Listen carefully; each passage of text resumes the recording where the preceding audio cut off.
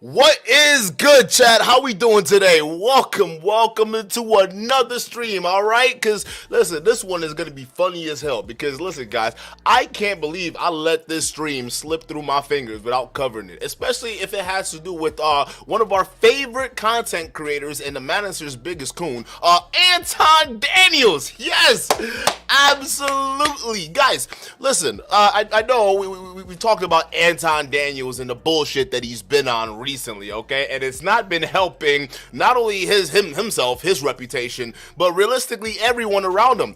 Relationships are falling apart over his backing of pearly things, and on top of that, with other information just coming out and the more coverage we're applying to this, a lot of people are now starting to realize how fake of an individual this guy really is, right? Not only fake, because I mean his entire backstory has been completely fabricated. I mean, the guy comes on YouTube, pretends to be a millionaire, all right? And I'm not saying he's not now, which he probably isn't right now. Okay, let's just be real. He's still not a millionaire yet, okay? But even then, when he first came onto YouTube, this is the man that'll come up here and brag about how great he is and how he's number one because, you know, he had this multi-million-dollar company. It's in web development, but we don't have any proof of it, right? You can't research or find that anywhere, right? So he's allowed to come online and lie to a bunch of people, sell them a pipe dream only for them to then fund his real dreams of being a millionaire through Patreon, all right? And that's where we've come to with the Anton Daniels situation. But it goes a little bit further, all right? Because now, listen, this whole Just Pearly situation that has broken out, what it basically exposed Anton, aside from him being a lying, cheating idiot, all right? It basically exposed Anton realistically for also being disingenuous when it comes down to his messaging, particularly when he talks about I'm a equal opportunity accountability holder, right? Wrong, because we see him go hard in the paint against black women, but then when it comes to holding Ms. Pearly accountable, my boy wants to take down my channel. He wants to take down my channel to protect Pearl. Now, a lot of y'all, one thing we've actually exposed here, and most people, if you don't know, please spare the word, because this is the Manosphere's most craziest agent to ever exist in this space, all right? And what I mean by agent, yeah, this guy's just a pure infiltrator, because realistically now we actually have proof that this guy is working on behalf of the Just Pearly things, okay? The reason why he wanted to take down my video on behalf of Pearl is because he's acting as an agent on behalf of that channel, all right? He wanted to claim that entire video that had nothing to do with him. It was Hotep Jesus and Pearl, right? But here you are caping for your white queen. Now, you guys, when we left off at that, we thought Anton was just doing this to protect his pockets. Of course, he's protecting Pearl just to hopefully protect his pockets. Because realistically, with Kevin Samuels gone, Pearl is the only one in the manosphere space with 1 million plus subs that's willing to pay them attention. I don't see Fresh and Fit paying these niggas attention. Matter of fact, I see Anton paying for facials for guys like Charleston White so he can go there and spend time at the presidential suite at the MGM. Hey, how does it feel treating a random YouTuber that thinks Asian babies should be sodomized better than you treat your own wife, Anton? I mean, the scam and just the schemes goes deep with this Detroit shyster. All right, so going back to it, all right, we're looking at a situation right now where this man now, with the whole Pearly things coming out, we see his stance, we see what he's willing to do and how far he's willing to go to protect his pockets. There's been subsequent videos that have been done on him. Those that were from the past, and some of them that were from immediate futures, right? Essentially exposing that Anton, he's always had this mentality. He's always had this thought process. For instance, the situation with that crazy white dude that kissed him, right? Y'all remember that? We covered that on almost whenever we covered this nigga, we play that video, right? And when he got confronted by Six the Goddess, his own statement was, "I can't turn my back on the people that held me down," meaning the white guy that was basically trying to kiss him. He can't turn his back on that. I wonder why. Like, the nigga tried to kiss you, bro. It's fucking weird. Like, you don't want to turn your back on that? Is it because he's white? Right? But anyways, so what ends up happening was this guy, then more videos started to come out on what he really thought about Pearly things. And overall, people are now starting to realize how much of a fraud he is and just how much of a goddamn, just a sad, pathetic excuse of a human being that just wants to be liked so bad. He wants to be respected so bad that at this point it's getting to borderline just crazy. All right, if you don't think he's a narcissist now, just wait. Now, in relation to the Just Pearly Thing saga, right, I came across a video. Now, this right here has to do with Jason Whitlock, okay? And this is how it relates to the Just Pearly Thing saga, because it has to do with the interview that Anton Daniels did with Sarah Garvey, right? And the one thing I want to highlight between that interview and what the debate that we're going to play here with Jason Whitlock is the tactics that Anton Daniels uses to basically beat people over the head with and, pretty much dominate them with his version of his ideology, right? So we saw what he tried to do to manipulate Sarah Garvey's situation. We saw the manipulative ways he was asking questions. We saw the way he was trying to purposely misrepresent the brother while he was explaining his points. You're going to witness this bozo do the exact same thing. But this time, he was doing it to a guy who's obviously had years of media training and literally had zero time for bullshit, okay? And I can't believe Anton had the gall to call this nigga Jason Whitlock out.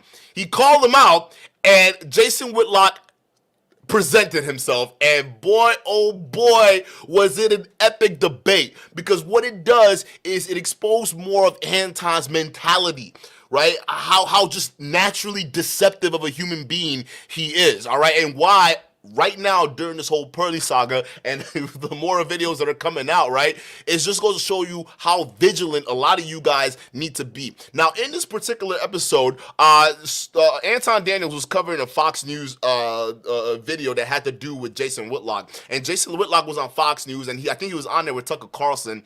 And what ended up happening is they were talking about an individual. If you guys know the Tyree Nichols situation, right? Tyree Nichols was basically a black man that was assaulted by a pack of gangster cops, okay? And they were all black. So this shows you that the systemic issues, the systemic rot, it goes deep. So Tyree, there was a video that came out of the body cameras. I'm not going to play this video because then it'll get this privacy restricted. But what we're going to do is I'm going to show you guys so you guys remember what happened to this brother.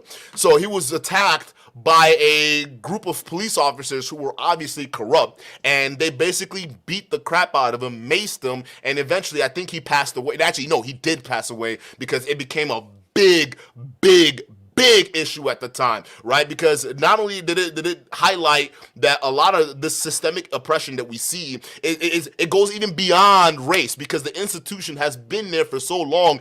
Everyone that works within that institution, they fall within the rules, right? So you will have a situation where you have gangs, literally legions of police officers parading the streets and unfairly targeting black people. Sometimes it's people that look just like them, right? That's how that stereotypes, that's how deep it goes. So they targeted this man and killed him in like literally like the worst kind of fashion you can ever imagine. So by the way, which goes to my talking point when I talk about this a lot, right? When people talk about over-policing in black neighborhoods, and I tell you guys all the time, we can't have a neighborhood that's over-policed, but we still have more crime. It means that there's some issues going on. It means that the police, they aren't actually there to solve the problem majority of the time. Matter of fact, they're supposed to actually act as a preventative force, but then they only then take action when the crime is already taking place. So realistically, they're not really stopping anything. The crime already happens and then they investigate later. But essentially what we're having right now, especially in a lot of these communities, is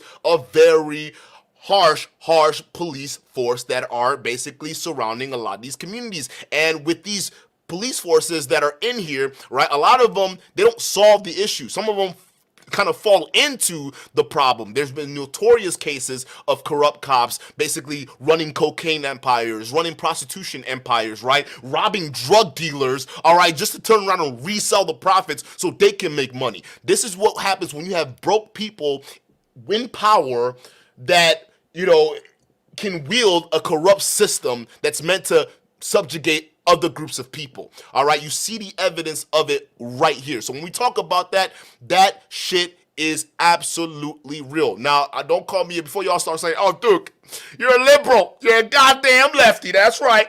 What do you want? You want communism? Is that what you want? You want some communism? You commie? No, chill out, bro. I'm not saying that we should defund the police or anything like that. No, but at least something like taking away qualified immunity, for example, right? So basically saying that it's not going to cost taxpayers anything when these bozos do wrong and murder unarmed civilians, or they break the law, right? They need to be held accountable in their personal lives, because if the taxpayers stop getting affected by all the bullshit these law enforcement officers are doing, it's going to go a long way into solving at least the corruption on that side of the fence. So that's all I'm saying. We just need to institute some form of police reform. I think people were talking about, defund the police. You're stupid. We need something, right? But also we need to be able to hold these guys accountable. So Anton Daniels was reacting to Jason Whitlock's coverage on it, and let's just say he had some disagreements, okay? And I don't think what he was expecting at the time was for Jason Whitlock to pull up, but boy did he pull up, and it was epic, because you get to see Anton do what Anton likes to do best, all right? Hey, and by the way, bozo, Anton, I'm talking to you. Before you want to come ahead and flag this shit down too, my boy, fair fucking use. Come at your boy. Francois Gros. Shout out to you for the $5 Canadian. It says, "Salute, Duke. Did you see the new video of Abba and Preach on just corny things?" She said they did a hit piece on her. Oh my God. She's falling for that narrative, because a lot of the red pill manosphere is saying that Abba and Preach are doing hit pieces. They're not doing hit pieces. They're just covering the news. It's not a hit piece, bro. All right, y'all need to chill with that. They're telling facts. They're just reacting to a video. All right, we still waiting for the smoke Amiri got for Abba and Preach. Abba and Preach, yeah? I got smoke for you. All right, let me tell you something about Osei Duke Jackson. All right, Osei Duke Jackson in my book is canceled, yeah? You get me, yeah, Osei? All right, because you and MTR, all right, you and MTR don't even know me. You don't even know my father, okay? My father was a journalist in the UK civil rights movement, yeah, all right? And by definition, you should know who I am. And Osei Duke Jackson, yeah? You get me, yeah? MTR, yeah? All right, I don't have smoke for MTR, more for Osei, because Osei did the video exposing me and exposing King Riches, okay? So I want you to understand, O'Shea, all right? You are canceled in my book. Abba and Preach, yeah? You get me? All right, these guys, they want to do hit pieces. You see, guys, this is the problem with black people, okay? You people are refusing to open the Overton window to allow guys like myself, Amiri, and Pearl to come in and dilute the conversation, okay? So we can put our little narrative in, okay? And we're kind of mad right now that you guys are exposing us for the grift that we're clearly on. Yeah, we on to y'all niggas. We on to y'all niggas, bruh. Shout out to you for the super chat. Let's get to the show.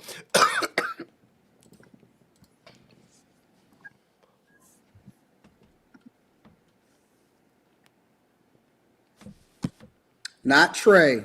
I need somebody. I need a real person. Come on. There we go.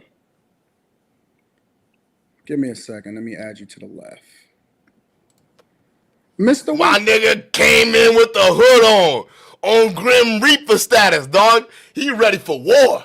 He just sat there and watched you talk all that shit on him on Fox News. Let's get it. Whitlock. What's up? What's going on? Same old different day. Just a little. We got a little weather here in Nashville, so I couldn't do the show. And someone from my team was like, "Hey, this guy doing the show." So, are you willing to admit that you're wrong yet? Admit that The arrogance of this guy. But let's continue. No, I'm not willing to admit that I'm wrong. So you jumped on Tuck. You was on Fox News. Hold on. I'm getting feedback. I'm hearing two different. Shia LaVie, shout out to you for the $5. Oh shit, what happened to it? Shout out to you for the $5 super chat. She says, Yeah, Duke, did you get my email open in this panel tonight? No, I did not. To be honest, I wasn't checking the Duke the Don email side. I haven't checked this since last stream. I'm gonna be honest with y'all. But we might do a small opening just because I don't have a whole lot of time, depending on if we get through this video, which we probably will. But yes, if you want to hop up, I'll drop the link closer to the end of this conversation. So yeah, we might actually end up doing a call in tonight. So let's yeah. So look out for it. I can hear you perfectly fine. Okay, I think I had this up and the show, and I was hearing an echo. So let me first by saying that I thank you for having the courage to actually come up here and have this conversation. What the listen to this guy. Nigga, who's scared of you? There's a video of you getting kissed by a white dude online, and you posted that shit yourself. Who's afraid of this? I mean, look at this. Look at this nigga. You want to tell me you're afraid of this? Ain't nobody afraid of you, dude. Chill out with that. Hey, unban me. All right, unblock me so I can come up there and we can talk. How about that, huh? Or you can hop up here. You know how to hop up on the panel. So I'm going to drop the link tonight. So I'm going to see you up here, right? Because you over here acting like people scared of you, Anton. Ain't nobody scared of you. I mean, look at this nigga. Over here looking like you very zesty Rick Ross, bruh. Chill. Chill with that shit. Because most people wouldn't, right? But aside from that, if we getting straight to it, so you were on Tucker Carlson, and the first part of the interview I actually agreed with, right? When you had the conversation and you said that this is closed, open, and shut, and that, it was clear that the dude did whatever that he did, and, supposed to be arrested and so on and so forth. But then you went into a conversation and you started talking about specifically black women, right? Now, I'm an equal accountability smoke giver, and I hold people accountable. Shut the fuck up, nigga. Did this nigga just say he's an equal accountability holder? You lying ass nigga. We living in the future now, and we saw how you treating Pearl. All right, you trying to take my channel down, all right, for trying to hold her accountable. Make it make sense, Anton. Make it make sense. You want to sit there and lie? You lying to Jason Whitlock? Hey, Jason, I don't know if you're ever going to see this video, but don't let this nigga cap. All right, he is not an equal accountability holder. All right, he's lying. He's lying about being a millionaire too. This nigga is bankrupt, and he let a white dude kiss him at a bakery. So y'all just let that sink in, Jason. All right, do not feel punked by this clown over here who basically looks like if fucking Bill Cosby and Rick Ross had a baby with a bunch of Skittles. That's what that nigga looked like. Across the board. However, you mentioned supervisor. A single mother supervisor, and then you tied that back into the case specifically. Why is that? I I would think in that part you're talking about the last 60 seconds. I spoke a little inaccurately off the top of my head. I was trying to make an analogy. I didn't know at that time. I didn't know the woman's marital status. I was using it as an analogy that they basically installed a woman to correct, fix the behavior of young black men, which is out of control. And so it wasn't speaking specifically about her marital status. It was speaking about the myth that black women can control, correct, get young black men in line, and I just don't believe they can do that.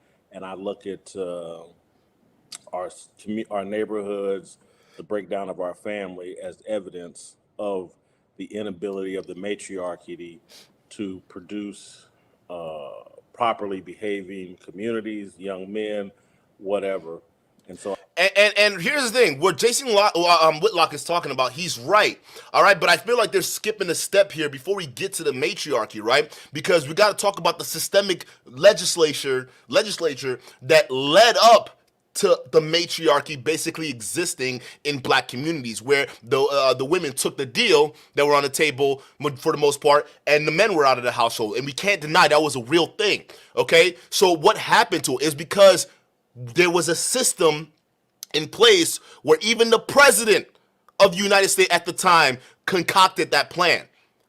All right, so we got to talk about that. There's deep reasons why a lot of this shit is happening in our communities right now. Okay, if for us to really move forward, we have to confront America about its gross mishandling of its black population. You just have to we have to talk about that, and not just this black population, but the other population of people that they considered second-class citizens.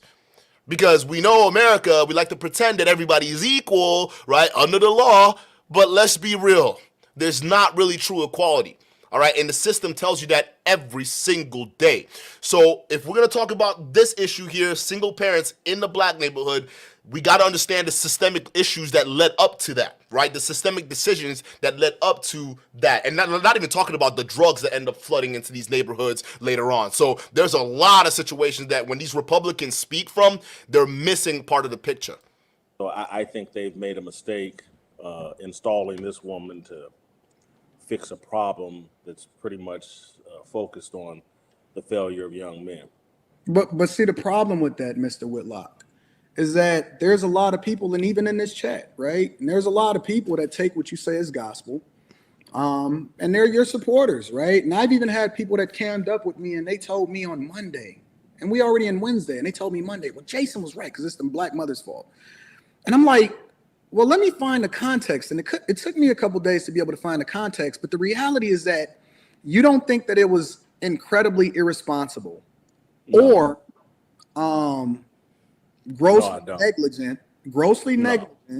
Well, you got to let me finish the question first. He already knows what you're about to say. This nigga Anton doesn't really understand how predictable of a human being he is. I don't think you really understand how predictable he is. Nigga, he already knows where you're going. So he's answering your questions. Yeah, man. He's like, nah, bro. Nah, I know where you're going with this. Nah. Again, you gotta let me finish the question. Negligent, the things that I said. No, I don't. How can you deny something and I didn't even finish the question yet? Finish the question. Okay. You don't think that it's grossly negligent to just leave that out there on a large platform such as Fox News, especially specifically addressing a woman whose marital status obviously is the complete opposite of whatever it is that you said on that platform, and then having that tied to and distract people from whatever it is that's being communicated as far as holding these guys accountable for what it is that they did to Tyree Eckler.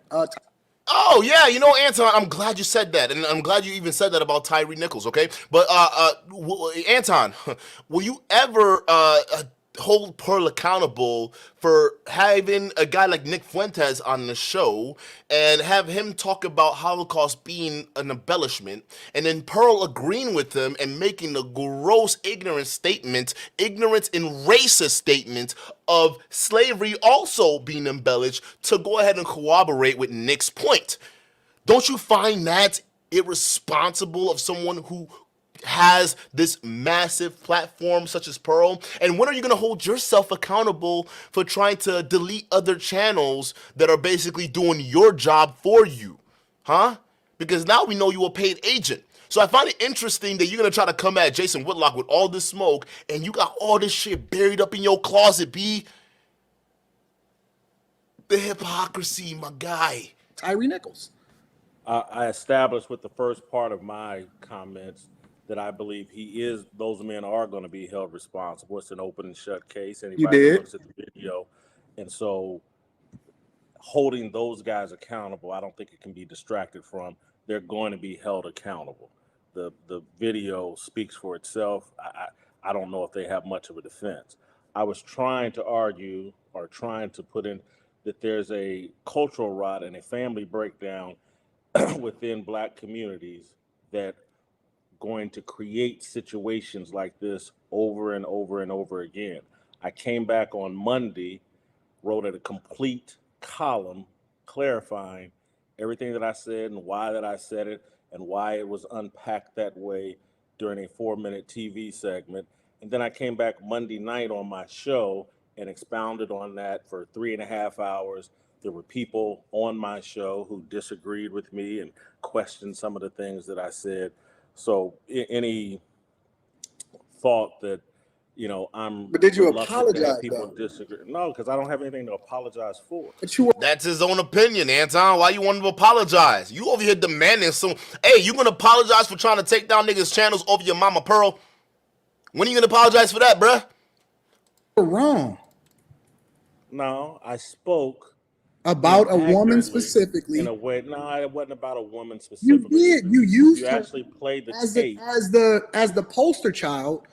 There's no one that listened to that interview that didn't understand that I was saying the breakdown of Black family and our matriarchal culture are the problems. That was the context, Jason. You led off. No, that's what You led the argument by saying and using her specifically as the jump off point. Anton, you reacted to the same video. Here he is right now telling you that that's not what he said. Watch him try to purposely misrepresent the situation. Like, bruh, come on. But then substantiate your argument what it is that you wanted to get off about. So, okay, so let me ask you a question. Play the tape of what I actually said. I just did. Play the tape. I literally Can we play it right? Can we play it right now? Yeah, I'll play it right now. Yep. Yeah. Just move to the final 60 seconds. I got you. First things first, I like how like just calm. Everyone's hold up, let's watch this. Let's watch this. 32 years old. Everybody. It was a group coverage to this and weekend coverage of this, and they want to take us to a good place. I would examine the racial element of this because there is a racial element. And this is a story about young Black men and their inability to treat each other in a humane way. Everybody involved in this on the street level was either 24 to 32 years old. Everybody. It was a group of young Black men, 5-on-1. Looked like gang violence to me. It looked like what young Black men do when they're supervised by a single Black woman. And this is where I disagree with Jason Whitlock's, but this video is not about Jason Whitlock, but I gotta say this piece right here. All right? What he's doing, he's looking at this scenario of Tyree Nichols getting pretty much beat up by other police officers who are also Black. He's looking at it as a group, saying, hey, these group of men, all right, even though one group is wearing a badge and the other one's just a citizen, all right, this is just a gang violence. So Jason Whitlock, y'all need to peep gang. He's already coming at it from the mentality that all these brothers here, it's all just gang violence, what we used to do in the hood, right? Meanwhile, he's neglecting the systemic issue for what it actually is. You have a group of 5 Black police officers who feel it's okay to approach a citizen and pretty much assault and murder him in the middle of the street. I'm sorry, bruh. It goes a little bit deeper than just the single mama issue because the other side are wearing badges. And we know that guys who wear badges, regardless of what skin color they are, they all act like gangs. So is that a uniquely Black issue, Jason Whitlock? Or is it an issue with the police system in America? And I think that's what you're avoiding because a lot of these niggas at Fox News, the moment you start talking about, hey, the police need to be reformed, all of a sudden they're on your ass, right? Because they them blue lines, motherfucker. All these guys over here are bootlickers. Every single one of them are bootlickers, all right? Because these guys they will sit there and support the law as long as the boot is on your neck. That's all they care about. So they're not being fair here. So just because I'm criticizing Anton on this video, don't mean I think Jason Whitlock's point is on point. Matter of fact, I wish that I was speaking to Jason Whitlock, because I would ask him what he actually meant by blaming this clear systemic issue on just black mothers. It seems like Jason Whitlock was caping for Fox News. That's what it seems like to me. And that's what they got going on in the Memphis Police Department. They've elected some or put some black woman in charge of the police force. And we're getting the same kind of chaos and disunity and violence that we see in a lot of these cities that are run by single mothers. If we want to discuss the breakdown of family. So you led off by saying we getting a lot of this. Look, Reese, what are you talking about? Hold on, let me go back to that super chat real quick. Zion, shout out to you for the super chat. He says, ain't that supposed to be a V-neck? Not anymore with this nigga. He turned that shit into a turtleneck down there, bro. That's not too damn fast. Hey, Reese, what are you talking about? It's the fault of young black men. Wait, hold on, let me see. He says, it's not the police system, it's the black men hurting each other. Okay, but the other side is wearing badges, though. So if a group of police officers who are black, I don't know what race you are, but let's say you're a white dude, right? Or let's keep it with the same, right? Let's say you're black. A group of black dudes with badges come up to you and they start harassing you and beating you up and then hem you up and lock you in the car, right? Why would you automatically consider that as just black on black violence when clearly the other side is operating with the pretty much the authority of the badge?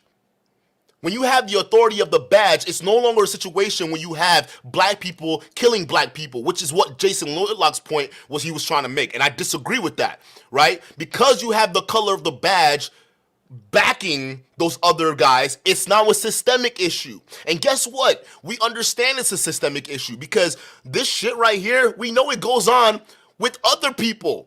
And it goes on with other police officers that aren't even black. Okay, we see videotapes every single day that are out there of police officers, regardless of race, doing the exact same thing. George Floyd. It sparked the same amount of, the George Floyd protest was massive, all right? Not compared to this, but it was massive, all right? And that was almost tide turning. So we know that there's evidence of police officers acting like gangs, regardless of what race it is, because they have the protection of the badge. So what we need to do is remove that qualified immunity, remove that protection of the badge when they know they're violating people's rights. Because when they know that the taxpayers won't back them, and they know they can't hide behind their badge or shield, and they know they're going to be held accountable for their actions, I guarantee you a lot of these law enforcement officers will start acting normally. So it's not when you again, Reese, I'm going to explain this to you. I don't know if you're trolling or not, but I'm going to give you this attention, okay? Enjoy this, all right? It's not a black man or a black man hurting each other if one side has the protection of the badge, because now it's not fair. It's not fair anymore. Because if that guy hits back, they are justified in killing him. So you're comparing an unfair situation to something that exists in inner cities, and it's two completely different things. You're the one who is sleeping. You need to wake up, buddy. This dysfunction basically that's happened in a lot of these communities that's basically being ran by single mothers, correct? Single black women, yes, that is what I said. And again, okay, now how is there would be a period? Let me ask the question. Let me ask the question. So how is that relevant to this specific issue? It's relevant to all the. No. This one. This one would be under the umbrella of all. It's not, because she's not a single black mother. That's not my point. I'm saying it is your point. Are led by women and run by women. And that's why men are out of control and behaving so poorly. So you're telling me All right, so let me just pause it right here because this is we got to provide some context here, okay? So what Anton is trying to do is he's trying to lock Jason Whitlock into a position where on this episode or on this thing of Fox News, Jason Whitlock basically he was talking about the Tyree Nicole situation, but he made a bigger impact or bigger statement that involved single mothers and how the impact of that in Black communities, right? So he took that Tyree Nicole situation and he made it about a single mother in Black neighborhood argument, right? So what he's trying to do is he's trying to say, well, Tyree's mom wasn't a single mother, okay? So Jason, why don't you admit that you're wrong? Because the woman you're talking about wasn't a single mother. She had a husband. She was married, right? And then Jason's like, bruh, I get that, dog, but you're not understanding the argument I was trying to make. Like, we have a problem with single mother households in the Black community. So watch how disingenuous Anton tries to be now that you guys have that context. hold on, let me substantiate this. Let me just run this back for you real quick. You're telling me that because they have women supervisors, No, the Black men I that said that our communities are in chaos because they're led by Black women.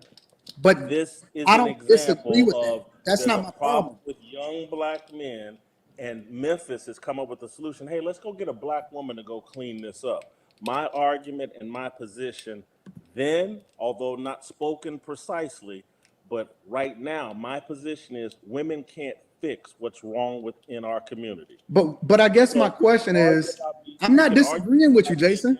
I'm not precisely. I'm not disagreeing with that. But you Argue are. precisely on the Tucker You Carlson show, are. and we can deal with what I'm actually arguing. No, because the problem is that you conflated arguments, and it was so easy, especially to the people that's uninformed and just take it based off off a surface level. And Nigga, you're the one to talk. He's literally explaining you his point of view right now, and you trying to turn it into something else.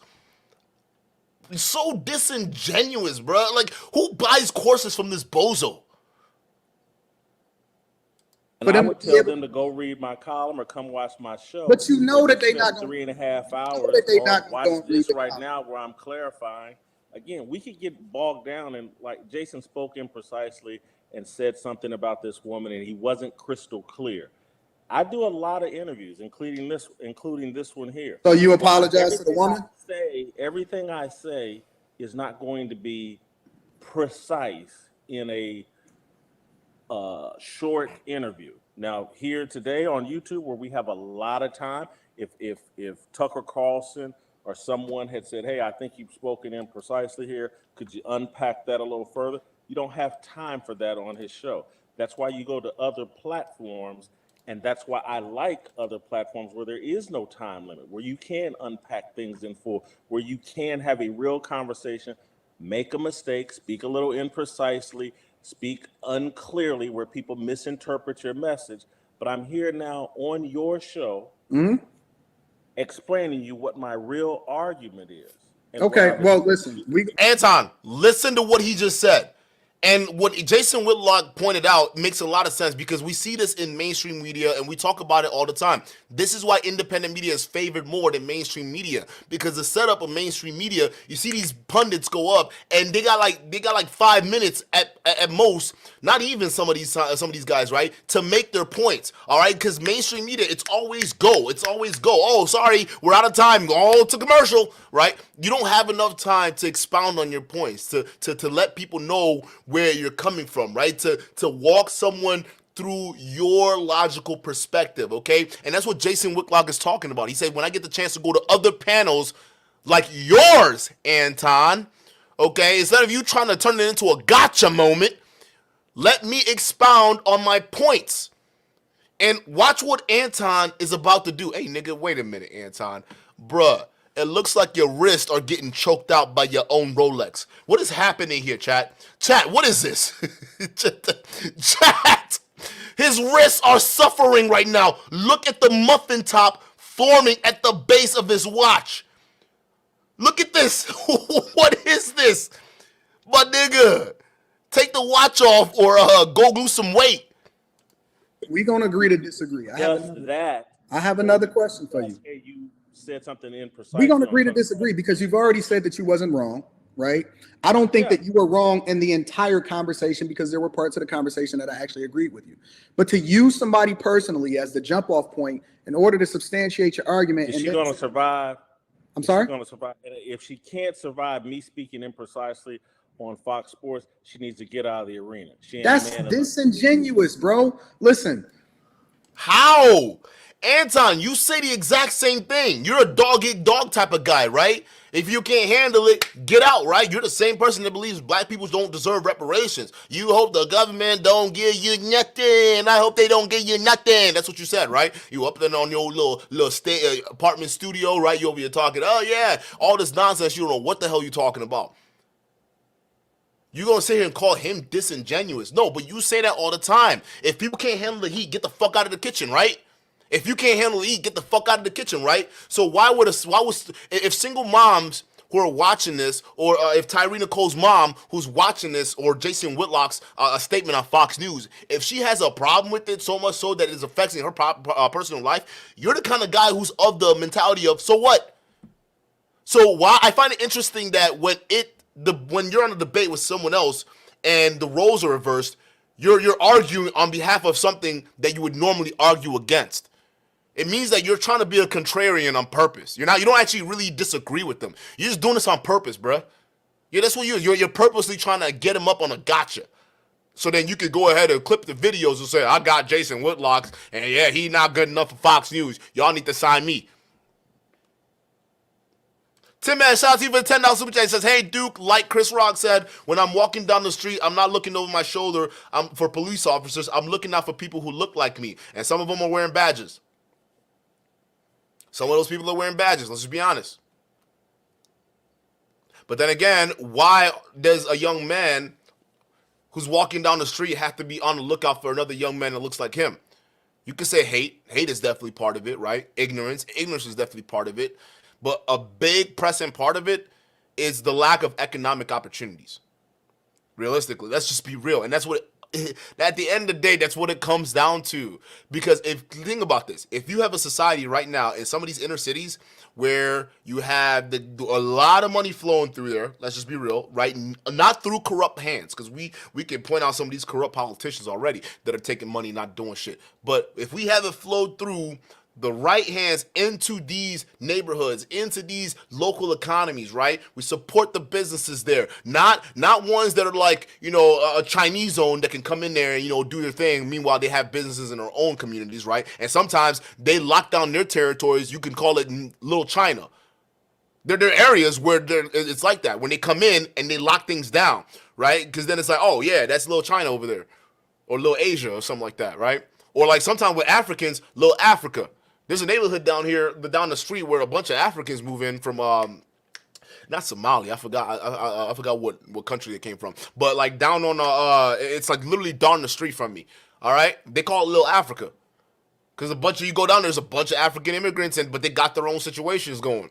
So what I'm saying is we have the money flowing through the right place, right? The money that we're owed. The same thing that Anton's saying that black people shouldn't get. But if we get the money that we're owed, right, and it flows through the right channels in these neighborhoods, it starts to give kids economic opportunities to make it, right, supporting the families, getting the fathers right back in the household with all these different encouragements, bruh, you'll start to see the crime rate go down. Because who wants to go outside and kill somebody that looks like them if they're doing well, if they themselves are doing well, right? If you're happy, 9 times out of 10, you're not going to go out and willingly go kill somebody.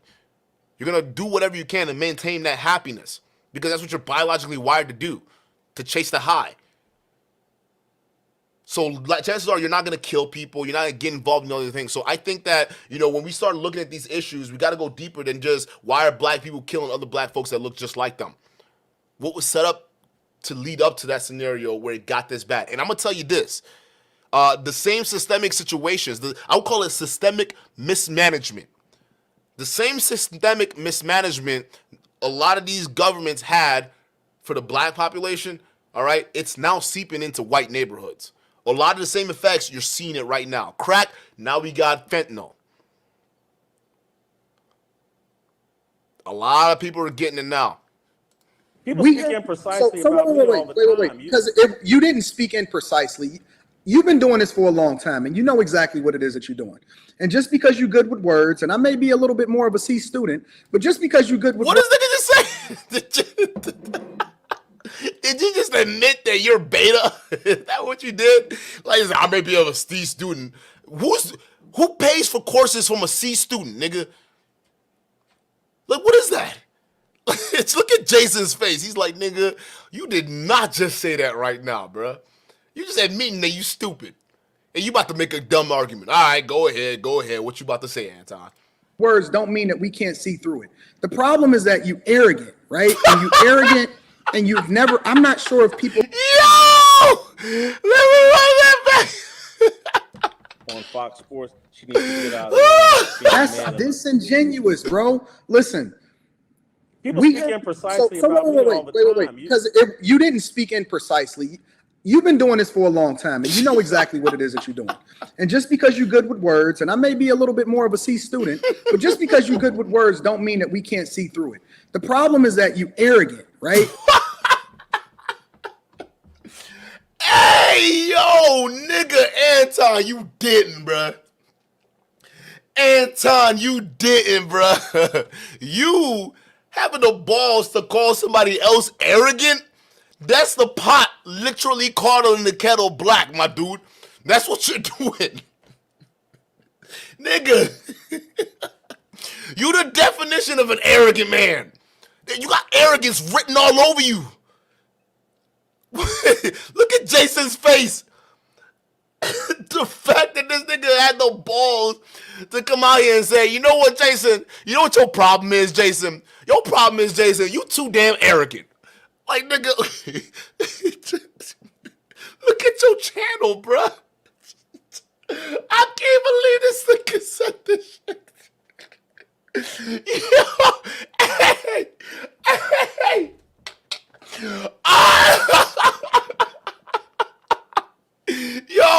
Yo, dog, hold on, I gotta catch my breath. Hold on. Bro, what that means is that, bro, you literally lack self-awareness. That's what that means, Anton. Either you purposely trying to make this dude look bad, or you legitimately, bro, you lack self-awareness. You calling another nigga arrogant. That shouldn't even be in your vocabulary to be calling other people. You shouldn't be even talking about other people being arrogant. Look at you. Look at your whole channel. Didn't you just buy 2 Lambos not too long ago?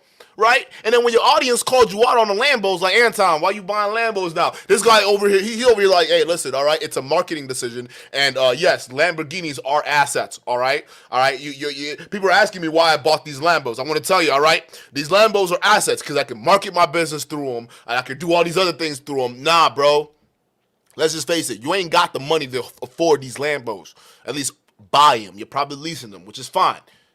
But I don't care how much you like to justify your little irresponsible purchase so you can flex on the internet, all right? It still doesn't negate the fact that buying Lamborghinis are a big liability. They're not an asset. So you trying to convince we're going to cover that episode, Jack.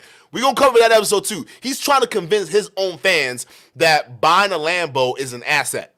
Nigga, with the maintenance, and most Lamborghinis are, they're going to crash. Like, they almost always crash. People crash Lamborghinis all the time. Why do you think the insurance rates are ridiculous on them? And you want to talk about that's an asset to you? Cars depreciate every single year, Anton. The moment you take it off the lot, gone. Value depreciated. But you had the balls to come out there and lie to your audience and tell them that you buying a Lambo is an asset? Who is literally paying for financial advice from this fraud? Literally. Like I can't tell you a bigger money pit than buying a Lamborghini. And Anton, you know damn well you ain't got the funds to support a Lamborghini long term. You doing this because you trying to hop on to the next grift to get your followers to believe that you really got it like that. Hey, I don't care how many facials you pay for Charleston White, my dude. I don't care. I still don't think you a millionaire, buddy. So you can come take this video down too. And you arrogant, and you've never, I'm not sure if people are really honest with you in your circle and helping you to understand Look at the projection. the greatest measure of a man is doing the thing they don't want to do when they don't want to do it. And so when you don't want to apologize, even when you know you clearly was wrong, and using her as look at this, the jump off point for your argument, and then say, hey, she should be able to deal with it, that's bullshit. You know that's bullshit. I gotta play this nigga's whole argument right back because there was nothing but a bunch of projection this dude just laid out and didn't even realize he did it. To the conversation that I actually agreed with you. But to use somebody personally as the jump off point in order to substantiate your argument. Is she going to survive? I'm sorry? She's going to survive. If she can't survive me speaking imprecisely on Fox Sports, she needs to get out of the arena. That's disingenuous, bro. Listen. People speak imprecisely about me all the time. Because if you didn't speak imprecisely, you've been doing this for a long time, and you know exactly what it is that you're doing. So you're trying to tell him how he thinks. Meanwhile, if we do some deep diving in the manosphere, we got a bunch of imprecise speaking coming from your damn mouth. And just because you're good with words, and I may be a little bit more of a C student, but just because we know you a C student, man. Matter of fact, with that watch and the way your wrist is basically being strangled right now by this watch, all right, we gonna take you from a C student to like a D minus. Like, you need a couple extra links in this watch, my boy. All right, your wrists will thank you for it. Good with words don't mean that we can't see through it. The problem is that you arrogant, right? And you arrogant. And you've never, I'm not sure if people are really honest with you in your circle and helping you to understand that the greatest measure of a man is doing the thing they don't want to do when they don't want to do it. And so, bruh, I'm glad you mentioned that. So why is it that you didn't call Pearl out on her racism when she needed to be called out on her racism? You just sat here and said, you're over here preaching to Jason Whitlock. The greatest measure of a man is to own up to something when he knows that he's wrong, right? You over here preaching morals to another nigga. Meanwhile, we see how you moving right now. We watching how you move, Anton. Ain't no morals. Ain't no stand-up integrity, bruh. It's all shiesty. You a shiesty ass dude. So the fact that you over here projecting all the shit that you do, and I find how easy, look, Chad, do you see how easy it is for him to just call out all the things he believes Jason Whitlock is trying to do? All because he took a situation and made it about single motherhood in the black neighborhoods versus the woman herself. So Anton is trying to use that to basically say, hey, you're being disingenuous. Just admit you're wrong. All right? Because the woman that was that their son was killed, okay, she wasn't a single mother. She wasn't a single mother. So you lied and you're being disingenuous and you purposely misspoke and you purposely wanted to mislead your audience. Admit, Jason Whitlock, that you're a fraud. That's what he's trying to do. And ironically, he's trying to do that in front of his fans. To act like he got a gotcha. And your comeback was, you know what's wrong with you, Jason? You arrogant, bruh. Yo, dog, I can't believe you said that shit, dog. And look at Jason's face. Why not? Like, why not have this face? I'm pretty sure he probably watches your content, Anton, and he probably already knows who the fuck you are, all right? This face is like, really, bruh? You just sat here and called me arrogant, nigga, over a statement? I'm here on your channel to try to explain where I'm coming from, and yet you trying to over here get me on a gotcha? You calling me arrogant, nigga? I've been on Fox News. Where you been? YouTube. When you don't want to apologize, even when you know you clearly was wrong, Listen and to using this. her as the jump off point for your argument and then say, hey, she should be able to deal with it, that's bullshit. You know that's bullshit. So any guys watching this that ever been in a relationship and there's some little inconsequential point that your woman wants to debate and argue with you about and go to the ends of the earth about something inconsequential, you're seeing this play out right now. And He just called Anton a bitch. Yo, because that's what he's arguing like. All right, y'all gotta hear what Jason Whitlock just said. He said he stopped talking to Anton at this point. Look at Anton's face. He's no longer addressing Anton. He's addressing Anton's audience, right? The bozos who are still supporting this clown. He's saying, hey, fellas, guys in the chat, if you're watching this right now and you've ever argued with your lady on a minute point, that it's not really a big deal, but she's trying to make it a bigger deal than what it is. Right here, right now, me, Jason Whitlock, on this panel with this bozo, you are witnessing a live example of that. And he's right. You're trying to use Tyree Nichols' mom not being a single mom to go ahead and attack him for making a point about generalizing over single moms in black neighborhoods. So you're trying to get him on a gotcha, but the whole basis of his argument wasn't even about Tyree's mom. Yeah, the whole context on Fox News, they were talking about the scenario, but he had a small amount of time with limited opportunity on Tucker Carlson that reaches millions of fucking Republicans nationwide, okay? He had that opportunity to talk about single mothers and the issues it's causing in the black neighborhoods. You're trying to get him on a gotcha, and he's now calling you a female. Enjoy this badge, Mr. C student. You earned it, and now we see why you're a C student. Bruh, you're like, bruh, like, I don't know what else to say. Let's run this back, bruh. Jason Whitlock just called this nigga a female in the nicest way possible. Guys, even when you know you clearly was wrong, and using her as the jump off point for your argument and then say, hey, she should be able to deal with it, that's bullshit. You know that's bullshit. So any guys watching this that ever been in a relationship and there's some little inconsequential point that your woman wants to debate and argue with you about. Inconsequential point. The ends of the earth about something inconsequential. You're seeing this play out right now. And this is what I'm talking about, the female energy with men. Look at his face. Look at his face. Yo, that is the most polite way I've ever seen somebody call another nigga a bitch on the platform, bro. You could tell Jason's media trained. You can absolutely tell this nigga is media trained through and through. And Anton, in his own arrogance, thought he had the balls to compete toe-to-toe with this nigga. Anton, are you this arrogant that you think that you're going to sit here and try to get this nigga on a gotcha? He literally just finessed the conversation and called you a bitch.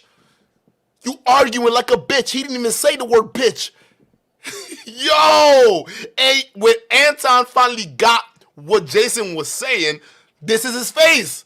He's like, oh, I see what you did there. You just called me a bitch. Oh no. Some shit that doesn't. Look at that face. Look at that face. It doesn't. Look at that. Look at that. We're lost in something that there's a real. Yo. I like how you did that. Yeah. Hey, whoa. Where the smoke at? He just called you a bitch, and all you're gonna say is, I like how you did that. I like how you called me a bitch earlier, okay, in those fancy big words, all right? Listen, just because I'm a C student, don't mean I'm stupid. I know things sometimes, okay? All right, I like how you did that there, okay? I'm a female, nice one, okay? Nice one. Yo, this nigga is pathetic. Anton, bro, I'm sorry, dog. This pro thing is gonna ruin your career, dog. You shouldn't have sided with it, bro. Cause now, like, I'm gonna go even harder on you, dog. Like, every single thing. Like, it's just gonna be this much worse for you, bro. I'm sorry, but you did this. I don't know why you thought it was a great idea to try to flag my channel, dog. This was pretty stupid. But now we're wondering why you were a C student this whole time. You should probably demote yourself, dog. Kind of family. And you want to have a big, long argument about something that's completely inconsequential. Facts! I'm giving you the time. We could talk about some things more substantive, but look at we've this. been trained. Our whole culture is so feminine that we get lost He called you a bitch again, bruh. consequential things that mean nothing. And the reason why I disagree with that, though, Jason, is because you're trying to spin the narrative to remove accountability. And in order to even be honest about and solve for the problems that we have in our community, the first thing that we have to do is we have to look in the mirror and hold ourselves accountable before we can decide to join in. Anton, when was the last time you looked in the mirror, nigga? Huh? No. I'm listening to your words. When was the last time you have looked in the mirror and actually held yourself accountable, bruh? By judging them from your glasses and the way you're styling your shit, bruh, I don't think you've actually looked in the mirror and accurately judged yourself. Matter of fact, I think that if you look in the mirror right now, you're not going to see anything wrong with what he just said, right? Of course you're going to disagree. You're over here trying to argue a point that doesn't make any sense. It's like it's a minute point. Who cares? All right, are we gonna have a conversation about single motherhood and issues in black neighborhoods or what? You got Jason Whitlock on your little ass YouTube channel. Someone who's been doing mainstream media for years. You have him on your little ass YouTube channel compared to what he's got going on, and this is what you want to do? This is how you want to squander that time? Bro, like you're just, oh my God, bro. You're just pathetic, bro. Out of another conversation because that was completely irrelevant. How? To what it was that was being communicated about and talked about on that particular platform. In addition to that, you talked about black men specifically, or you talked about fathers, right? You talked about fathers being raised in a home. So we're gonna go to the space that I'm assuming that you'd rather have a conversation about, because we're just gonna agree to disagree, right? You talk specifically about how, and I'm not sure, and I'm gonna ask for you to clarify. I took it as you were speaking specifically about Tyree Nichols, right? And that black men, or men specifically, don't know how to submit to authority, right? Why? I thought the whole opposite was for black men to not submit to authority. Like, what are we men? Because men don't submit, right? Y'all over here coming to manosphere space talking about women need to submit to our authority. So are you saying that we need to be bitches to the government? Because that's what you're saying. It explains why you don't believe that we should get reparations. Because you would rather be a government's bitch, a government's whipping boy, than to stand up and be a whole man and demand what's due. So the more I'm listening to this, the more I'm understanding your mentality, Anton. You're not a fighter. You're not even a man, bro. You're a halfling. That's what you are. You're a halfling, bro. You're just a poser. Pulled over. We don't know how to, follow the leadership of whatever it is, or the authority of whoever it is that's pulling us over. Was you speaking specifically about Tyree Nichols, or were you just speaking in general? Speaking in general. And you knew that, Anton. Stop acting like you didn't know that. It wasn't until he called you a whole ass female, now you want to go ahead and clarify. You should have started clarifying from the jump. You saw what he just did. Anton could have started with this tactic from the jump, but he chose to come at it from a misrepresentation manner, right? To purposely get Jason on a gotcha. And it wasn't until Jason like literally called you a bitch in the most fanciest way anyone could call another nigga a bitch live on stream. He called you out, and now you are like, oh shit. All right, well let me go ahead and rephrase. Bro, you're just so pathetic, and you think you want to act like you didn't have an agenda for Sarah Garvey? You want to act like you didn't have an agenda for this whole situation? Bro, you are. Oh my God, Anton, dog. 7 Ann, shout out to you. Thank you so much for the $5 super chat. He says, these YouTube ninjas are clowns. They sound like they just got the dictionary trying to use keywords to win arguments. That's Anton. That's Anton, bro. I don't think he's read a day in his life. If he did, he wouldn't be a C student. Just saying, bro. Okay.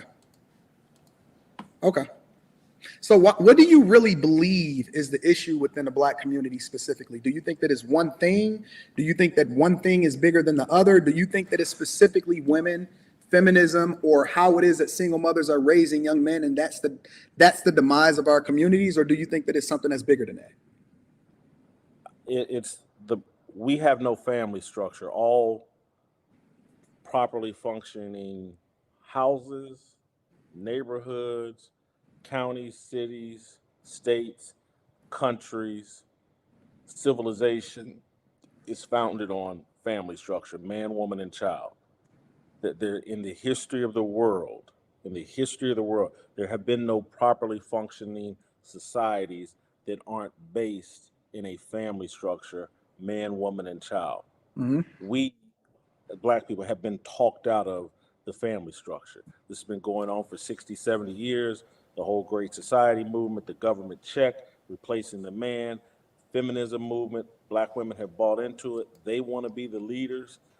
I have a biblical worldview. Man is meant for leadership. I also kind of disagree with him here. The reason why is y'all know my stance on religion. Although I'm religious in name, I think religion is a tool of control. All right, and that's what they use. So this whole setup and whatnot. Listen, just act according to your nature. Don't use a book to justify what you're doing, because that book has been used to not only justify the mass genocide of a lot of people in different countries, but it's also been used to not only enslave them but take over their land and resources. Think about it, bruh. Like, these missionaries came in to these African nations, brought their Bible, brought their guns, had everyone sit down and pray, and then we opened our eyes. They had the land, we had the God, and they had our people. Religion, sometimes, if you're not paying attention, it could be a trap. And that's the role that he was called into and created for by God. Uh, and we're just out of order with God's natural order. And so anytime you're this out of order and you reject the family in the level that we have, talk about on my show, I'm guilty of this. Other What do you mean by you guilty of it? my own I did not. I prioritized career success and a bunch of other BS early in my life more so than family, because I was completely out of line and living in the world and had more of a, although I was a believer in God, my actions were more in line with the secular community. And so there's no bigger crisis, no bigger driver of problems than the breakdown of family within. And I like what he says here, because he talks about how he says he's a believer of God or whatever it is, but at the end of the day, he was still living a secular, hedonistic lifestyle, right?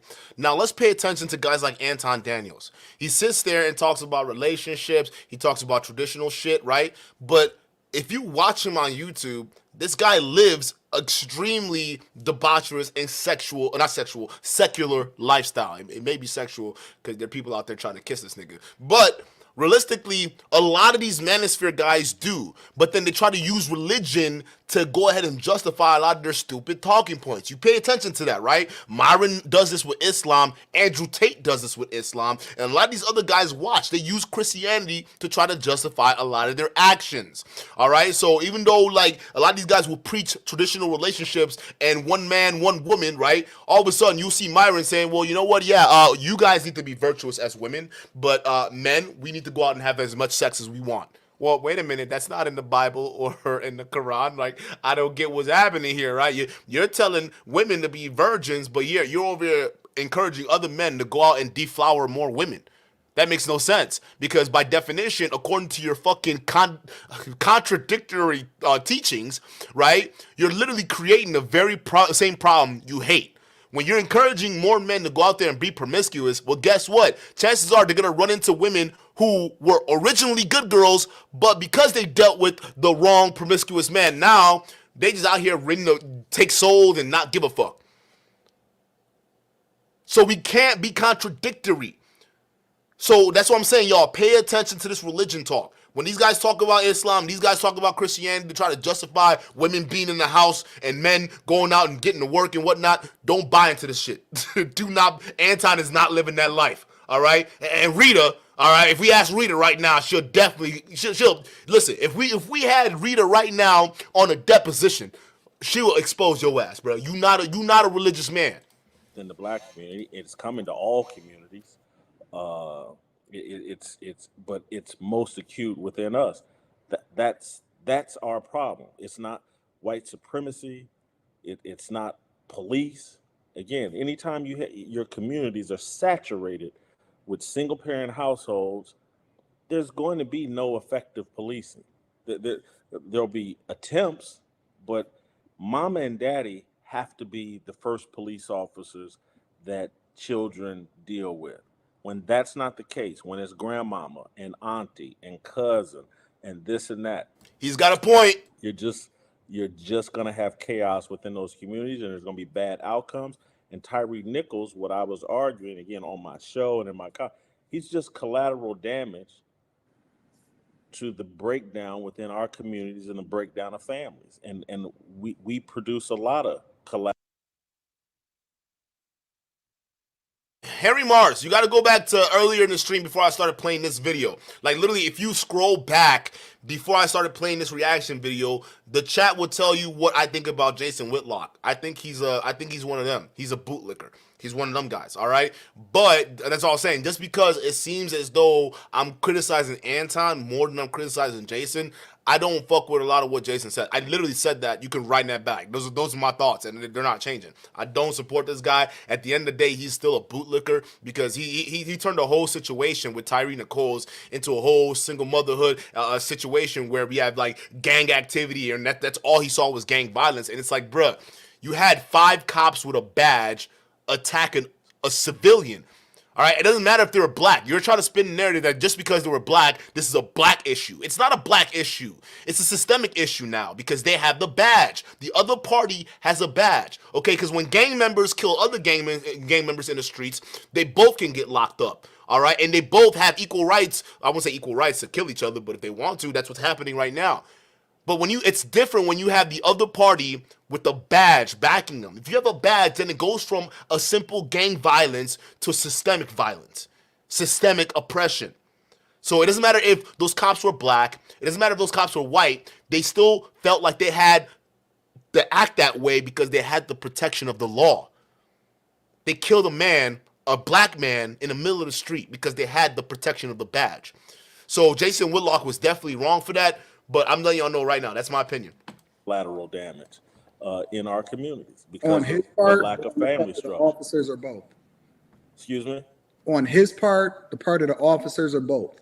Because when you say the breakdown, it's a lot of different factors that I think that people observing what happened with Tyree Nichols would point to as far as how things could have been prevented or how things could have been done differently. So like, for example, when you say the breakdown, one person could say, okay, well, he should have never ran in the first place and maybe he would still be alive today, right? Submitting to authority.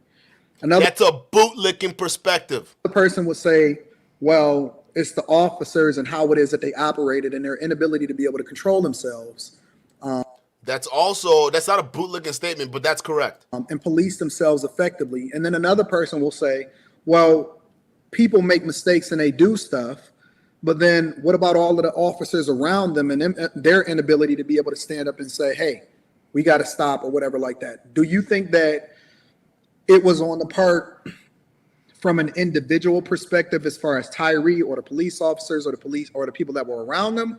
Or do you think that it was more from a collective perspective? What? I that was think such these a dumb 5 question. Police officers behave like gang members, and I'll be very interested when we get the real details on what was motivating them. I don't believe this was a traffic stop for Tyree Nichols doing anything wrong. This looked like a gang hit to me. But Jason, police are gangs.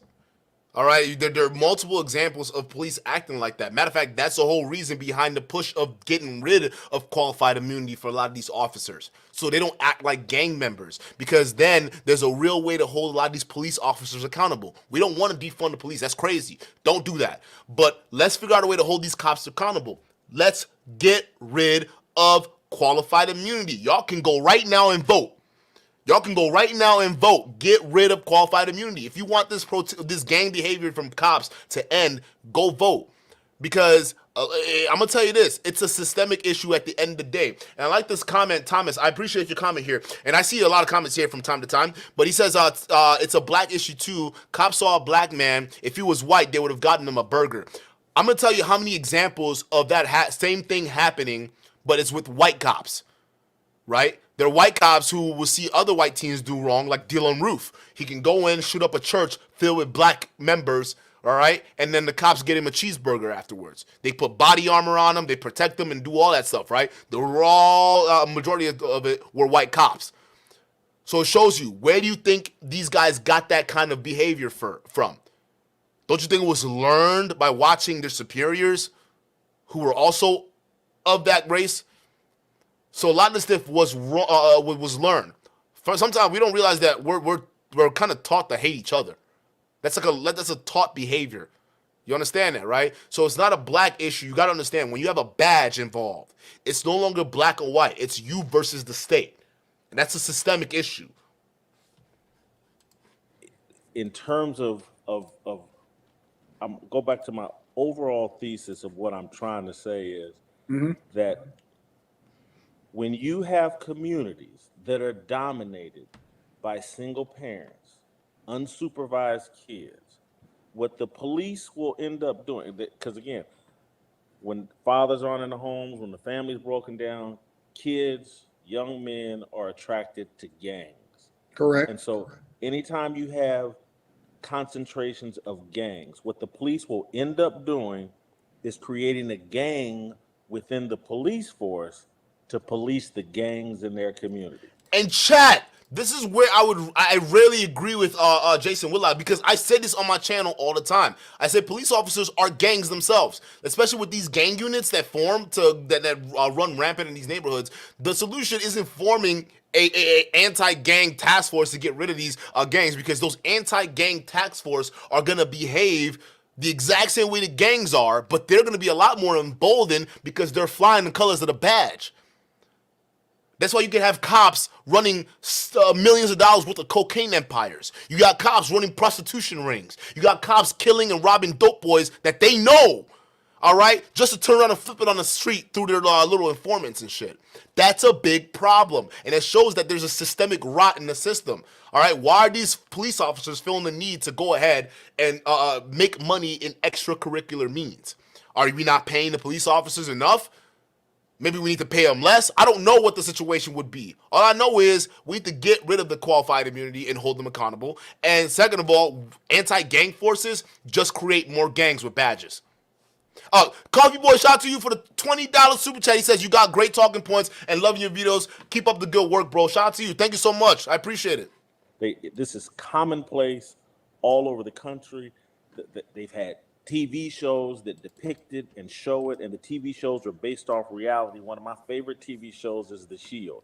It was based off the reality of what went on in Los Angeles in the 80s in the ramparts, the LAPD or the police. He's talking about the rampart corruption. That's the cocaine shit I was talking about. Like these crime gang units, anti-gang crime task force in LA, literally, they became their own cartel within the police force.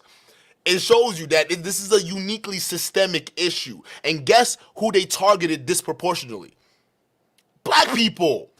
Matter of fact, there was a study done recently with Northern University, and it was an AI study that took place. And they found, like, what that AI study did, exposed a bunch of, like, literally corruption within the police department.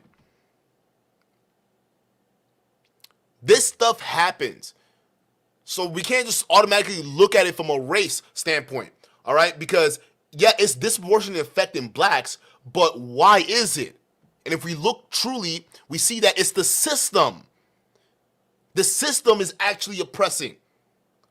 And that means that what guys like MLK has been saying, what guys like Malcolm X have been saying for years, for 60 plus years and beyond, they were right.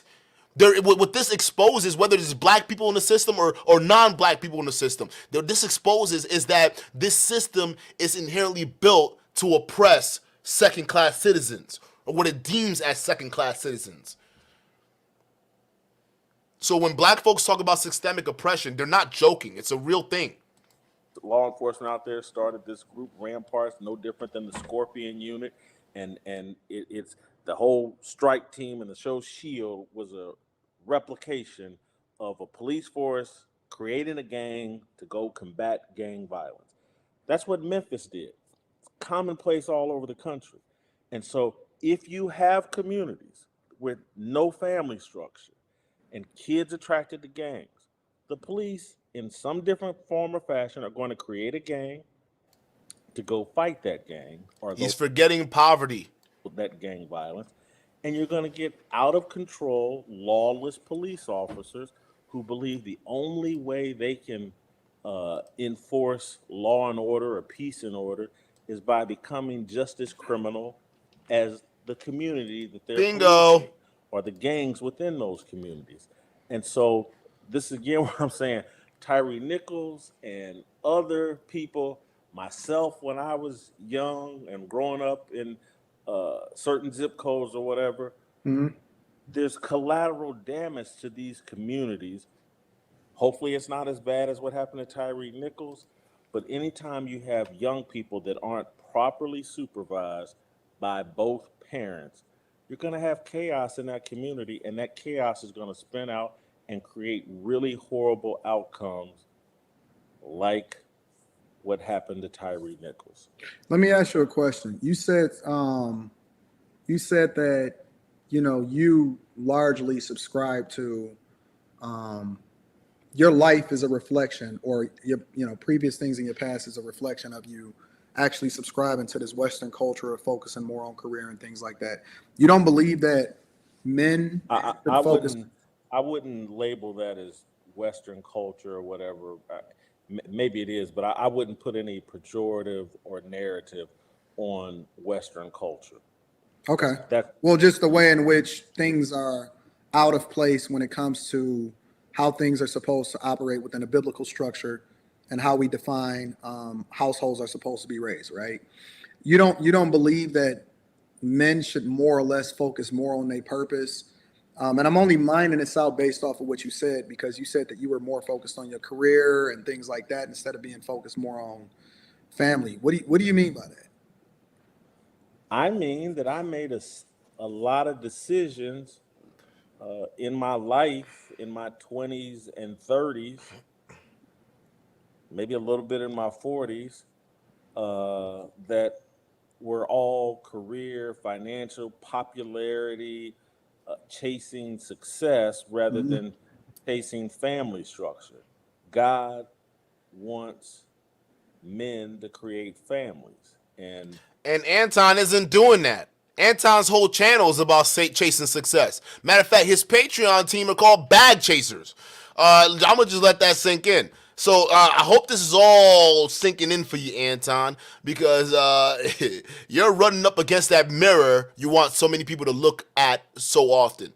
Because you're going to be looking at yourself here in a second and all the bullshit you've been on. Head those families and be a part of leading a home and leading a community. That wasn't a high priority for me. Hanging out in strip clubs and chasing younger women and doing stuff that, so-called wealthy people with popularity are supposed to do. That was my priority. It was a mistake, a big mistake. You don't think that? See, I disagree with you to an extent. Obviously, I don't have all of it. We know you're going to disagree because your whole channel, you're all about making money, chasing this secular life. So when you run up against somebody who's already lived that life, who's a multimillionaire, and he's sitting there telling you, hey, bro, I wish, when I was younger, I probably would have chased the wholesome thing in life. Not money, not success, not this weird purpose thing that a lot of these red pill are shoving down on these young men, right? Y'all notice that. They're saying this all the time. Go chase your purpose. Go get wealth. Go make it 6 figures. Go do this, right? And when you do this, your life's going to be so much better. Here's a guy who's a millionaire telling you, I've been there, done that, and realistically, I wish I focused on the simple stuff when I was younger. Here's Anton, because he preaches the opposite message and he knows that, he's up here trying to defend, hey, whoa, I need more bag chasers to sign up for my Patreon now, okay? So I'm going to have to disagree with you, Jason, for just a second, all right, buddy? Can you explain this? The context behind what your life was like in your 20s, 30s, and 40s. But you say create families. Are you saying that as, against the idea of just going out and having a good time? Because when the way you're describing it, you saying that, I was on my purpose, I was focused on my career, I was focused on becoming successful, popularity, all of that other type of stuff. I know it's going to be a lot of things. I needed to be doing that in partnership with a wife and kids and leading a family. I was very arrogant. Nigga, Anton, how was that so much of a surprise? Nigga, you married right now. Are you forgetting? Sometimes I don't think this nigga's married some of the time, bruh. I feel so bad for you over here saying, really? Yeah, no shit. I thought you were a family man, Anton. Where's Rita? Where Rita at? Ain't you trying to do the same thing with Rita? See, this is what I've been talking about. Rita don't mean shit to you. You just bring it out here whenever people call you out on your bullshit. Right? When people think that you're not a family man like you try to pretend to be, that's when you bring out Rita. Hey, come over here, Rita. Come over here. All right? Tell these people how good I treat you. Yeah. Let them know. But Rita don't mean shit to you, nigga. That's why you sitting here talking about, really? You wish you would have did all that with a wife? What? That's surprising to me. Even though you're married. You're fucking married right now, Anton. And very selfish in my Look approach. at his face. But I He's mean, so as long as you surprised. didn't have kids out of wedlock, and obviously I don't necessarily agree with the idea of fornicating, but that's not what you said. You telling me that you needed Part to of, do and I that in talked about tandem this with on my raising a show. family? Part of this is I knocked up a friend of mine, and Well, she see, had that's an the additional abortion context. without my knowledge. That's part of been my repentance and regrets, and just living a immoral lifestyle Yeah. that I caused her pain and myself. We both did, but I'm the man. And so, I could walk you through a number of just really stupid things I did in retrospect. And I'm telling you, if for someone like me, that much of my career has been dedicated to trying to expose a level of truth primarily to black people that I think will liberate them and put them in a better mindset. And I left out, in my view, the biggest part of that, creating my own family, partnering with a woman, and doing it together with me as the leader. That wasn't as high a priority as it should have been if I really, really, really This nigga wanted to Anton accomplish. is literally confused at his answer right now. He can't believe what Jason Whitlock is saying. He's like, but you're a multi-millionaire, right? You have everything you want. Why would you want to go through all that with a wife? Nigga, you're married to Rita right now, bruh. Tim man, shout out to you for the $5 super chat. He says, hey Duke, Anton already said marriage is like a business, so Rita is like a secretary to him. Yeah, that's why you can come over here and gravel the Six the Goddess. Crying on stream. Remember what we said in our kitchen? Remember? Yeah, I remember. What's the mission that I feel like I've been called to do? When did you start coming back to when did you come to or have that awakening moment or that red pill moment, so to speak, to where you said, you know what, I'm on the wrong track, or this is a reality check for me, or whatever? Was it like one specific moment, or was it like a whole series of situations that then led you to this mindset that, you know what, I need to get things together, or I need to live more based off of these biblical principles? I was raised in the church and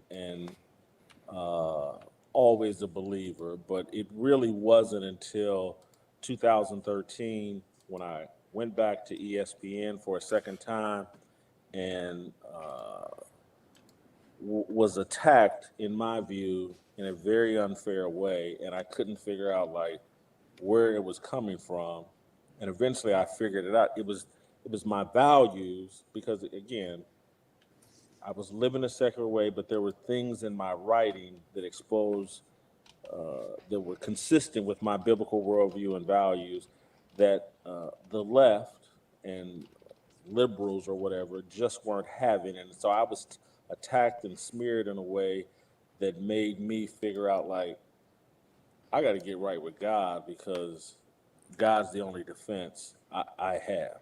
And so it was, after I got pushed out of ESPN in 2015, it was crystal clear to me that the only way I was going to survive was to start wearing my biblical values and my Christian beliefs.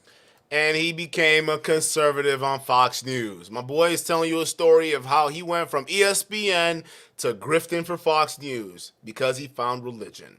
On my sleeve, and start living a better lifestyle that was more consistent with,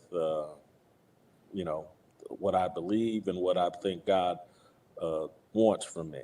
And so, it was at that time. And again, I had written about my faith and all that stuff previously throughout my career, but I had also written in great detail about my secular lifestyle. And, I'd even taken on a nickname given myself a nickname and taken on, everybody called me Big Sexy. than I What? told people. Look at Anton. Ain't nobody calling you that, nigga. I don't know why you laughing. But like, it's insanity that I'm basically celebrating my gluttony and my lust. And I'm having everybody call me by something that celebrates gluttony and lust. This is completely out of line with God. And so uh, it's you know, and so I pivoted in 2015, and you know, that's the explanation. Do you feel? Do you have any regrets I just talked about several of them. outside of? Okay, listen, I'm not talking about. This nigga just said after everything, he literally just admitted to you the biggest reason why he became a conservative person, right? And your follow up question was just like, do you have any regrets? He just sat there and listed off his regrets. One of the female friends he was sleeping with got pregnant, and she had an abortion without him knowing about it. And he felt pretty bad because he over here they calling him big sexy, but he's supposed to be a Christian man. Hey, were you not listening to everything he said? A Bridging Generation podcast. Shout out to you for the $5 super chat. He says, Duke, you're young, so clearly you don't know what you're talking about regarding these so-called systemic issues. Can you cam me up? Are you Shia LaD? That's who I see backstage. Otherwise, the link is posted. But I'll start bringing people up in just a second. Let me play a couple more seconds of this, and then we'll get right into the call-in portion. Your Shout own out to you for the personal super chat. transgressions or your own past, right? After you pivoted, right? Because a lot of what you've basically communicated to me is that you pivoted because you didn't have any other choice, right? It's almost like God forced you into this space where he was dealing with you at that particular time, right? Even then, right, based off of the journey that you're making, do you still think that, or do you have regrets based off of what it is that you've been living your life like after 2015? He just told you his regrets, bruh. He was living a hedonistic lifestyle and got a girl pregnant. She got an abortion without telling him. And now he's old as fuck, rich as fuck, but is alone. He's reflecting right now. He already told you that, but nigga, you're not listening, Anton.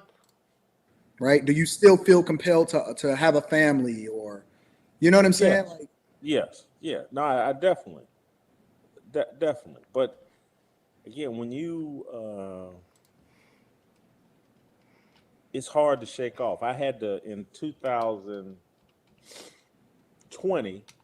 I had to leave L.A. and Los Angeles because I wasn't strong enough to stay in Los Angeles, and so that's part of. There's several reasons why I left Fox Sports, but part of it was like I need to get out of LA if I'm going to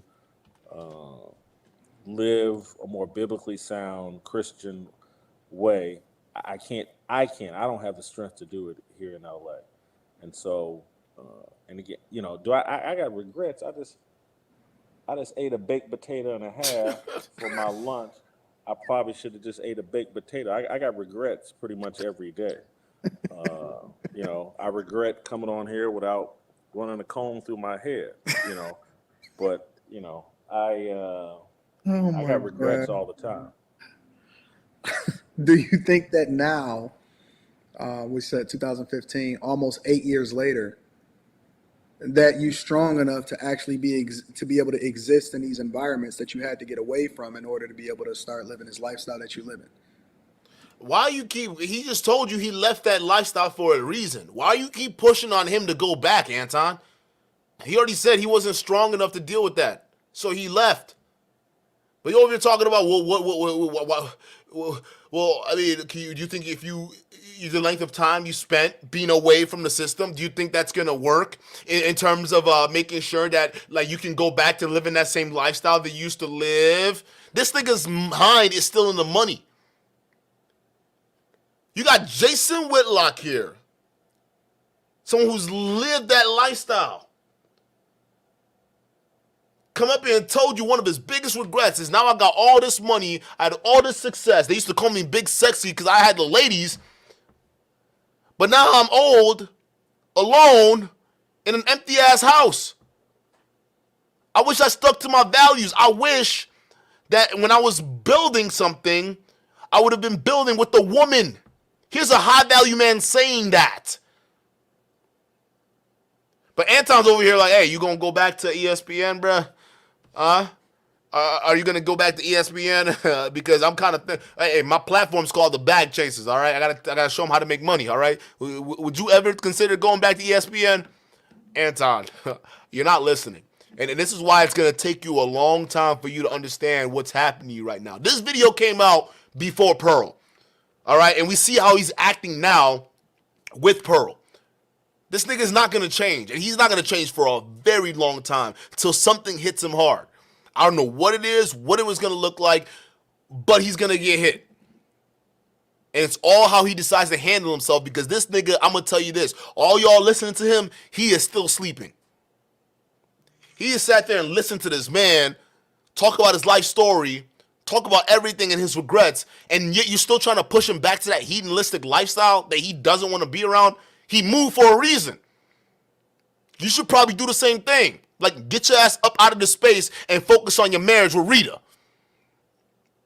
You over here surprised that he wished he looked back and could build something with a woman. Nigga, you have the opportunity right now to be building something with Rita. Instead, you're over here crying about Six the Goddess.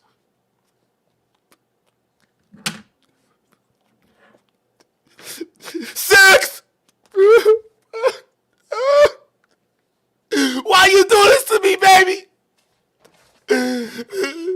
I told you before you made that video, you should have called me. You should have called me.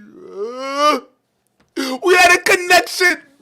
You have my line. I can reach you. You should have told me when you were going to make this video. Remember the pact we made in our kitchen? You got my phone number, Rita. You got my phone number. I got a direct connection to you. Six, my goddess. Why didn't you call me? Remember the pact we made in the kitchen with Rita? Rita, come on. Come here, Rita. We were right here in the kitchen. Right here, we were talking about it. It was me and you and Rita. Rita, get your ass over here. Tell this bitch what she told me in the kitchen. Tell her. That's what she said. You sat here right here in my kitchen with Rita. Now get out of here, Rita. Get out of here. Get out. Go. Sex. My goddess, you don't sound like a married man. You over here simping for a woman, over here crying while your wife's sitting there right next door. She had to hear all this weakness on display, my dude. Pathetic. You. Matter of fact, I wouldn't be surprised. The whole reason why you started this podcast is to be sleeping with these women, especially now to expose that your coworker Jr. We got receipts now. He was trying to sleep with these women out here. Yo, Jr. be slanging that shit, bruh. No homo. We got the proof now. We gonna cover that in another video. Y'all stay tuned, bruh. These niggas on the Lapeef Network be fucking each other. And I knew it. Because ain't no way a nigga like Anton is sitting here crying over Six the Goddess the way he does, and he a married man. That made no sense. Your wife sitting right there, you crying to another woman. She gonna leave your ass, nigga. I can't wait till that happens, bruh. Like, the moment that happens, she's waiting for this Patreon money to stop. The minute the Patreon money stop floating in, bruh, she's out of there. There's only so much embarrassment a woman like that could take. Only so much. Crazy as hell. Let's get into the call-in portion. Shia LaVie, shout out to you. Welcome to the stream. Welcome. Let me go ahead and make this good. Can you hear me all right? Yeah, I can hear you. Can you hear me? Awesome. I didn't see the email you sent, but welcome to the stream. That's okay. You did. I'm calling from London. I'm so tired, but your streams are fire. You're burning up your YouTube stream. I appreciate that. So I'm not going to go into all the details of the email, but I just wanted to make you laugh. Should I be looking at it right now? Should I? Bro, let me look at it real quick. Okay. Because I don't be like, because like I don't have my Duke the Don account on my phone, so it's usually on my one of my machines that I use. So like if I'm away from the studio, I won't be able to see it literally. Sure. But you're doing such a good job, and you're so genuine. Appreciate it. No, there's not a Yeah, lot of that in this space, and that's the problem. It's just someone just need to be straightforward and just call it as yeah, it is. That's just what it is. But yeah, yeah. I appreciate you. thank you. So I want to make you laugh. So I think Amari's been signed. Have you checked Pearly's account? So last night when I jumped off your stream, she's promoting his page. It's a new one. Anton's Um, page. no. Amari Howie. This is on Pro's YouTube. Yeah. No, but just check the email. All right, I, let me pull I up sent right you now. Hang on. all the listen, I'm gonna send you two timestamps when I see stuff. Oh my So God. basically Pearl is promoting his new page, Amari's. Hold up. Have you What? seen it? I'm I about to sent the now. link. I sent the link in the chat. Whoa. Hold on. Hold Exclusive. on. All right. Hold up. Which one? Hold up. Which one are? Shelavi clothing. Should it be? Or you can go on Pearl's Oh, page. I see. It said JPT Network King Richie. Yeah, no, I was sending you about 3-4 emails. Oh shit. Yeah. Okay. So the first Mary one, Howe. yeah, click on it. That one. hmm Hold So up. yesterday, it seems like he started his page. So maybe he's a new person on the plantation. Hold up. Let me pull this up real quick. All right. Give me one Right. second. This guy right here. Uh-huh. Let's do. This is the guy that got smoked for Abba and Preach. That's that nigga right here. Listen, yeah. Oh, shit, Dick Jackson, yeah. Let me tell you something, okay?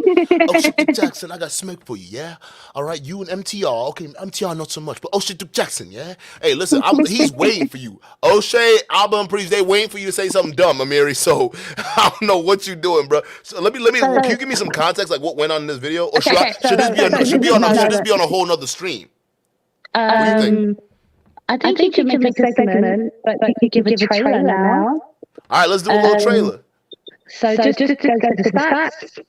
Just have a look at the video titles and how many people's on the page. Pearly posted him on the community. Wait, this is his channel for real? Yeah. Chineke me. Oh my God. So just check. He's got 3 videos. This is his channel. Yeah. And it was promoted on. It's a new slave. Yo. We gotta say this for another episode. We have to. Hey, this is tomorrow's episode. I'm sorry, chat. Tomorrow. I will have the time with the call in and all that shit right now. Sure. But this gonna have to be tomorrow's episode, bro. This thing got 20. Yo, oh my God, nigga, 13 hours to do 8 views. What happened? Is Pro not helping them out? Go on Pearl's page. Go on their community post. This is the trailer. Hold on. So go Whoa. Pearly girl, Pearly. Go on community. Scroll down. So you got that wife school bullshit. Mm-hmm. Like this video, how to be a She's good wife. And by the way, how to be a good wife. She ain't even married. Let's go. She's 26. She still can't cook. Like. Oh no, my God. Hold on. I gotta duplicate this. I need a side by side right now. I need a side by side comparison. Hold up. I gotta do this, chat. Yo, hold on. Hold up. Let me move that over here. We move that right over here. She posted this a day ago to go support your boy Amiri over here. But this is the best she can do? Is this the clout that Pearl can buy you? So this nigga went from recruiter to a YouTube channel. Yeah. So now he's now officially a YouTube channel owner. And he's underneath the same slave deal. Why am I not surprised, Mary? But do you know who his dad is? Like, I sent you all the tea. If you just Wikipedia his dad is... Chat, I know I was gonna go in on Angry Man tomorrow, but we're gonna have to move that over. I'm sorry, plans change. All right, we gotta cover it. Hey, put a one in the chat if you wanna, cause I gotta listen. I'm just seeing this now, but you know I'm gonna do my due diligence for tomorrow's stream. So if y'all wanna see this, a full breakdown of Pearl promoting this janky ass channel, y'all wanna see that? Put a one in the chat for tomorrow's stream. Y'all let me know right now. Yo. Is he still working for Pearly Things? So I don't really know. So I was on a stream with Jenny. He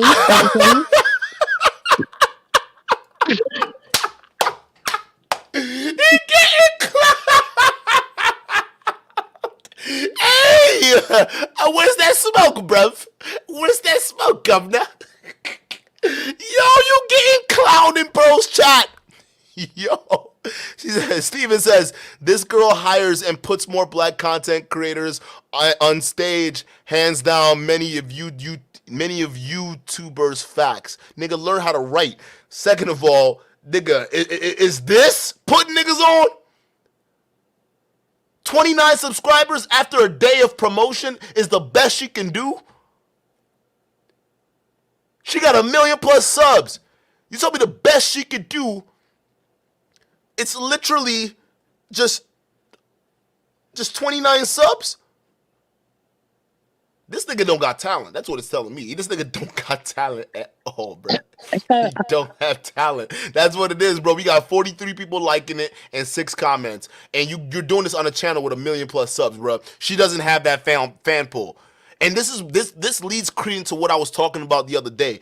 I think that what she does when she signs people under these contracts, she gives them a certain dedicated amount of bots for subs.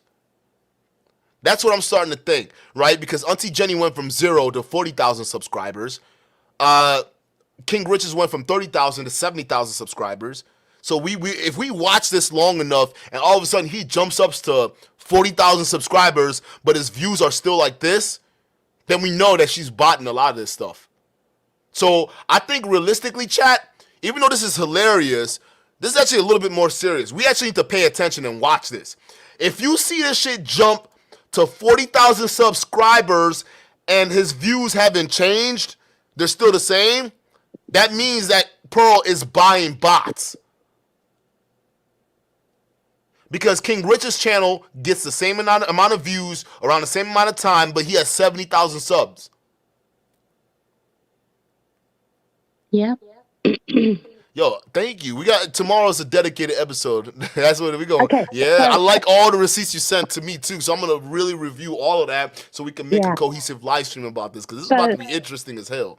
Yeah. So another point, I think you're really bothering King Riches because every day he's doing a live. Like he's really in his feelings. Like I didn't know who he was until this drama happened, but. Even his name is King Pittance. Oh yeah, I like that. King Pittance, yes. Or King Willie, one of those two. Because he likes to compare Willies nowadays. Every day he's refuting everything. So that's really interesting. So and he's like, I'm seeing all this stuff and people are saying this. He's like, you need your impersonation of him. Yeah. Because here's the thing. Here's my issue with King Riches, right? Because I know the argument he's trying to make. And it's like, bruh, you're trying to separate yourself from just Pearly Things and say you're an independent man, right? But you're not an independent man because realistically, dude, a racist insulted your girlfriend. He used you to insult her. Pretty much, he used your blackness to shame her live on your boss's channel. Okay, I get, King Richards, you want to be different and you don't support this shit. But the fact that you didn't at least do a video coming out and say, hey, I don't condone what Pearl did. Since you have no problem saying it to Pearl's face, that if you have no problem saying it to her face, you have no problem doing a video saying about her. You don't even have to be mean. You can be tacit in your criticism, but as long as you called it out and said, hey, Pearl, I don't agree with this interview. Then you do another thing that's going to put you on top, King Riches, right? Peep game. What you would have done is then say, I don't agree with what Pearl did, but Nick Fuentes, you talked about my girl. You used my blackness to insult my girlfriend live on stream.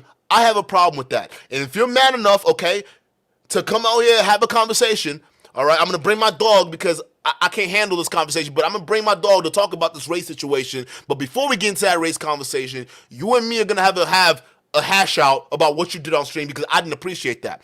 First things first, you're gonna look tough. I know you're a fake internet gangster, whatever it is. I get it, bro. It is what it is. You want to put out that image. It is what it is, bro. But we know you're weak. All right. So you could have showed strength. Second of all, you could have shown clearly that you do not agree with Pearl without having to go behind the scenes and tell us that that's what you did. Meanwhile, she's over here saying, well, yeah, I don't believe my staff thinks he's not racist. I don't think he's racist. That's what she says. But what do you think? Would he have been better off coming out and basically kind of pretty much playing the media game in a way to like say, all right, I'm different from that, but here's how I'm different, right? Rather than just the first instinct to cape for Pearl, and now what you're seeing is him doubling down.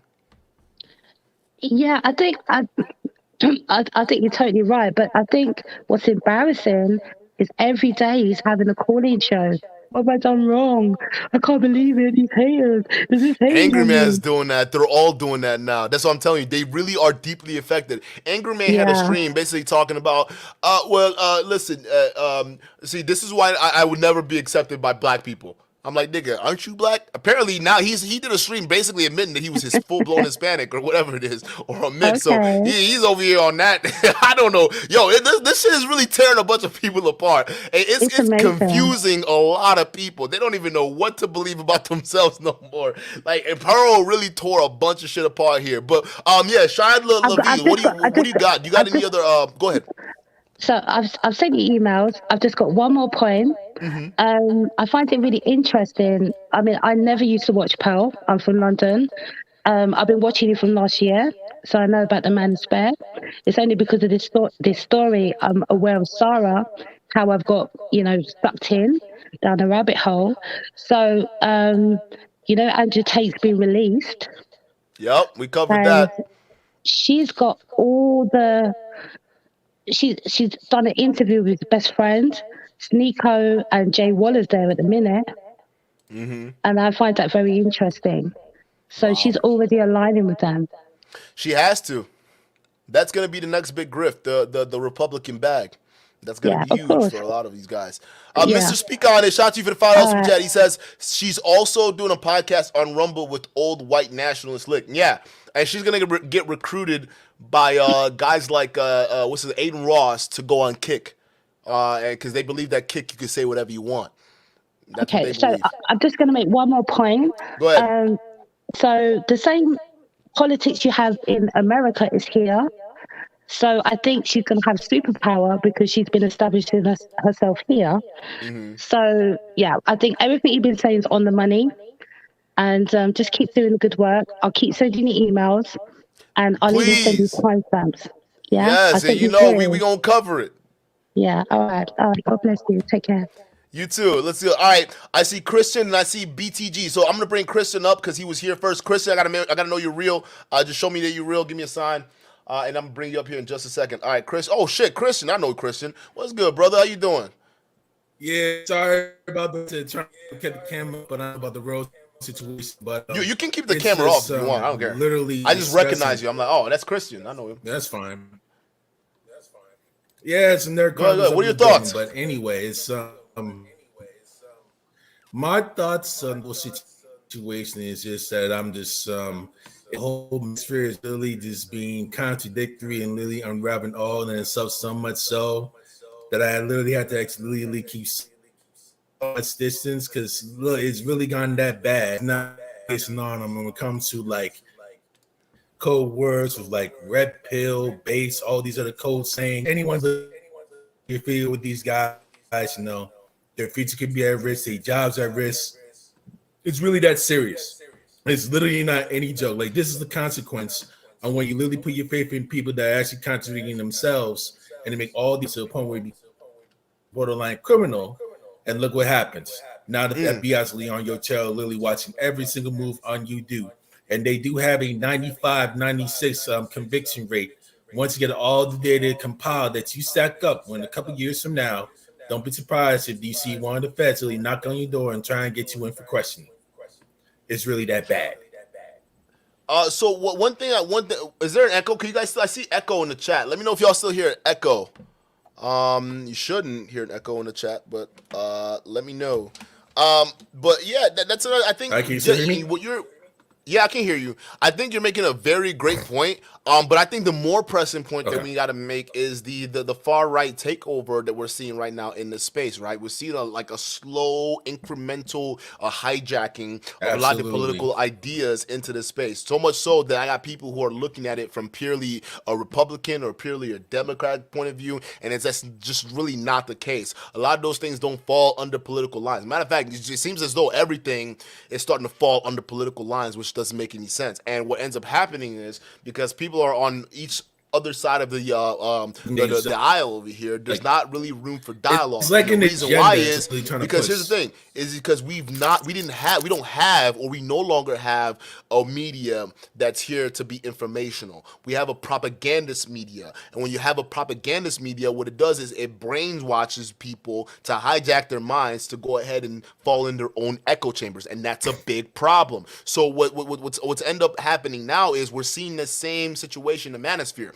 And what we see is that slow mind hijacking. We see with a lot of black men who, with this Pearly thing breaking out, they're instinctively going in to run defense for Pearl, right? Some of these guys who I'm getting emails from too, or not emails, what do you call it, DMs from, they're saying, hey, I used to follow Osimpian. I used to follow Anton Daniels. I used to follow a lot of these guys, but when you broke it down and I saw that, yeah, you know what? I actually forgot some of the episodes where Anton was going hard at the black woman like this. I didn't actually notice he went this hard. And now that I'm seeing that Anton is unwilling to hold someone like Pearl accountable and pussyfoot around her, me just going back and watching the way he treated all these women, yeah, he's definitely not an equal accountability holder like he claims he is. He's a liar. So a lot of people are waking up now. But before, that didn't happen. There's been a long time where a lot of these manosphere leaders were allowed to run carte blanche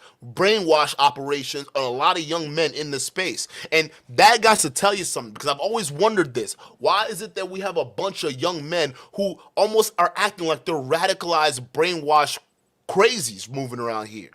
Why is it that we have that? Then you start paying attention to the messaging. You start paying attention to the contradictory noise that they have out there. And what you start to realize is these guys are weaponizing male emotions to fit their agenda. And their agenda, it's actually pretty petty, right? Because what these guys don't realize, this is what gets me like pretty surprised about this, right? What a lot of these guys don't realize is they have enough people following them. They have enough money flowing through their platforms that if they really wanted to organize the way they really wanted to organize, there's a lot of things that they could accomplish with the amount of money that they have flowing in right now. But what we start to see repeatedly over and over again is a lot of these guys come up here to pretend that they're here to help you out. They list off all these talking points that have to deal with your struggles and issues. And because you're already in an emotional state, you're already going to be subjective to what it is that they're talking about. And then before you know it, they've hijacked your mind. And you're giving them money, you're giving them support, you're giving them views. And then at the end of the day, you don't even realize this is happening, but then they somehow become richer. And then they start saying, well, guys, the reason why I'm rich, because the tone changes. I'm rich because, I'm this great person and I work hard. And if you work hard too as well, you can be rich like me. So buy my Patreon to learn how to work hard, right? It's no different than like prosperity hustlers in the church, right? They come in, like, what is that famous white dude that runs that church? Scheme. Somebody put in the chat. Who is that? Who's that big? Is it Joel something? It's something Joel. He's a white Christian. It's Joel Osteen. There it is. He's that Christian guy. Is doing all these sermons. Yeah, that's And they said that absolutely. They said that they said that there's an echo coming from you, Christian. Hang on. They said there's an echo coming from you. Christian, can you hear me? Sorry. No, they said that there's an echo coming from your end. Yeah. So if you're I'll just mute whenever you get whenever I'm talking, just mute so that way it makes it makes it good. No, I can hear. I don't hear the echo, but I see people in the chat saying it's echo. So y'all just let me know. But you see Joel Osteen, right? He's the guy, right? He comes in, right? A lot of these guys they come in and I go so long. No, I can still hear you. Your mic's on right now. I can mute you right now real quick.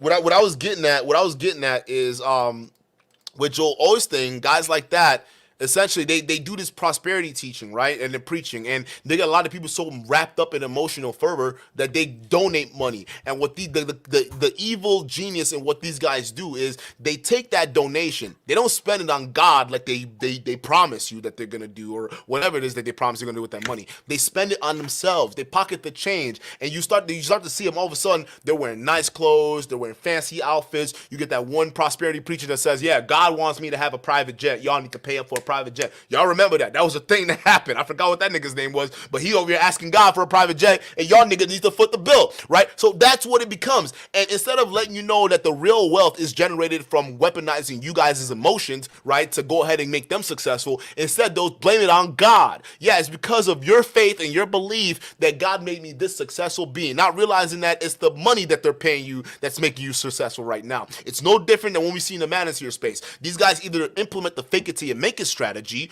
or they come in here, they pretend like they know what the fuck they're talking about, right? Like Austin Holman. Let me bring up Austin Holman real quick. All right, but Austin Holman had this enlightened male world travel fund, right? And right now he's the considered the former leader of the was it Austin Holman? He's the de facto leader of the Passport Bros movement, right? So he had this enlightened male world travel fund, right? And this was supposed to have him teach men how to basically travel the world and be successful and all that BS. But what ended up actually happening was, I saw this and said, wait, if someone was making six figures as a barber, why would you need to come up here on GoFundMe to ask people for $70,000 to go ahead and fund a trip around the world? If you had the money like that, you should just already fund the trip. That's the gimmick. Because the moment you guys pay him and he goes around traveling the world with your money, then he's going to turn around and look at you and say, why aren't you doing this? Meanwhile, forgetting the fact that if it wasn't for y'all to begin with, they wouldn't be doing this. I'll let you have the last word. Well, what you said literally was like spot on. You know what I mean? Like, don't even haven't you noticed, right? That all the stuff that's going on with all the payments and the grifts, notice they're actually living like mainly paycheck off of you. It's just like with like the multi-level marketing, where it's like you have like a bunch of people working out and they rely on mainly getting more recruiters that wearing an actual teams. You're borging out a little bit. Up here, Patrick Davis' main company, right? His is a multi-level marketing. You're cutting in and out. By a person like the same team. Oh, sorry, I can hear you. You were just cutting in and out for a second. That's my fault. My apologies. With like the literally same old insurance team, but all right, can you hear me now? Yep. Can you guys still hear me? I can hear you. You just cut in and out. Actually, give me a little bit better now. Good. So, yeah, it's basically pain in the butt, but I nearly got hit with like the same old scheme literally before, but I've seen this many times over the years. And I have like a mom that's really schooled me on like how pyramid schemes work. They'll try to say, oh, you know, it's not no pyramid scheme about the companies, but what they'll try to do, they'll try to literally string you slowly along in the hopes that they don't use you as a potential prospect so they can try to keep you around so they can make money off of you. They don't really want you literally thinking for yourself. They want you they doing so they can actually try to get you in the trap, right? And if they get you all fooled up and you actually come into their subclass sinking, but if you don't, you actually count out, then comes the psychological manipulation, then comes the gaslighting, all the other things that literally come by. So what we're seeing, hey, Austin, you can't say brothers don't support. Nothing but contradictions, nothing but gaslighting. Right. No, you're right. It is nothing but gaslighting. All this gaslighting and that. I got Austin. I'm sorry, Austin. Christian, what do you got? What do you got for the? I got to go with BTG. He's backstage. Let me know what you got, so I can get BTG on. Yeah, I'm good. I will say this: please practice proper discernment on who you listen to, and I'm gonna leave it at that. Nerd Crime. All right, take it easy, brother. Good night. Take it easy. All right, the new BTG podcast. You have been on my case. All right, now let's make it happen. But time Man, out. Yeah, hey, this is y'all thought I was joking with this shit, bro. This is the passport bro movement. Why is it that if he makes 6 figures, he's over here trying to ask y'all for 70 bands to travel the world, and now he's getting banned all around the world. So, so I mean, just think about that for a second, bro. Okay, these people are not genuine. They legitimately live the fake it till you make it lifestyle. This nigga, he don't make 6 figures, and he needs your help so he can travel the world and not get stuck in Brazil. All right, BTG, let's go ahead and get this game cracking, bro. Hi, what do you got for me? What you hey, got? first of all, man, why you think they grifted, man? Who specifically? I'm joking, man. I was gonna say, I'm I'm trolling like, you. I'm trolling you, man. First of all, I gotta say this, man. I love what you're doing, brother. I do shout out got to you. I got minor qualms with you overall. 97% of the shit that you say, man, I'm on point with it, bro.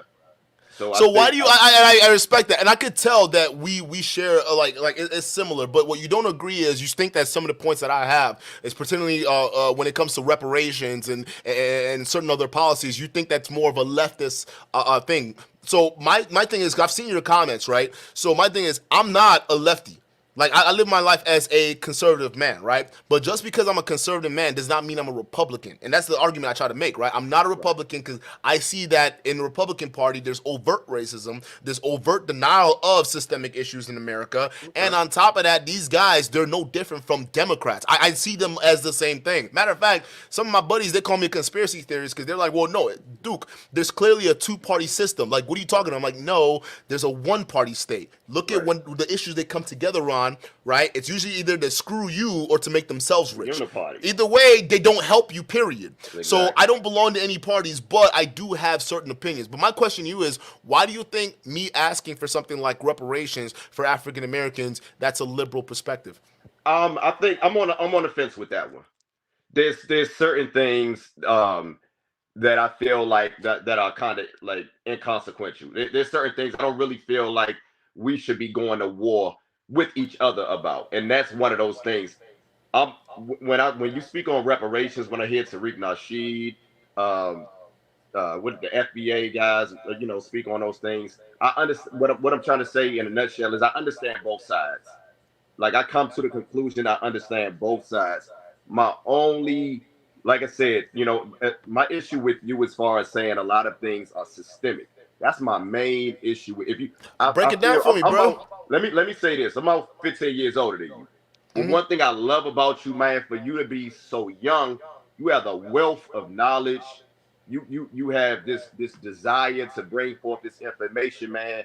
And I feel that your voice is definitely needed in this space, man. We need brothers like you. I have to say that. I feel like, man, once and I don't want to try to use this tactic to try to manipulate the conversation or make it seem like I'm trying to try to sun you or get you on my side. But I feel like one little tweak on your commentary or the way that you look at things, man, you're gonna be unstoppable, brother. Yeah, let me know what that is. That I feel that is believing that so many things, that a lot of the main issue in the Black community is systemic. And I strongly disagree with that stance that you take on a lot of things. I was watching the Jason Whitlock interview, and even though you were strongly against Anton, which I can't stand the dude. I love how you expose him. No one likes Anton. He's a total clown.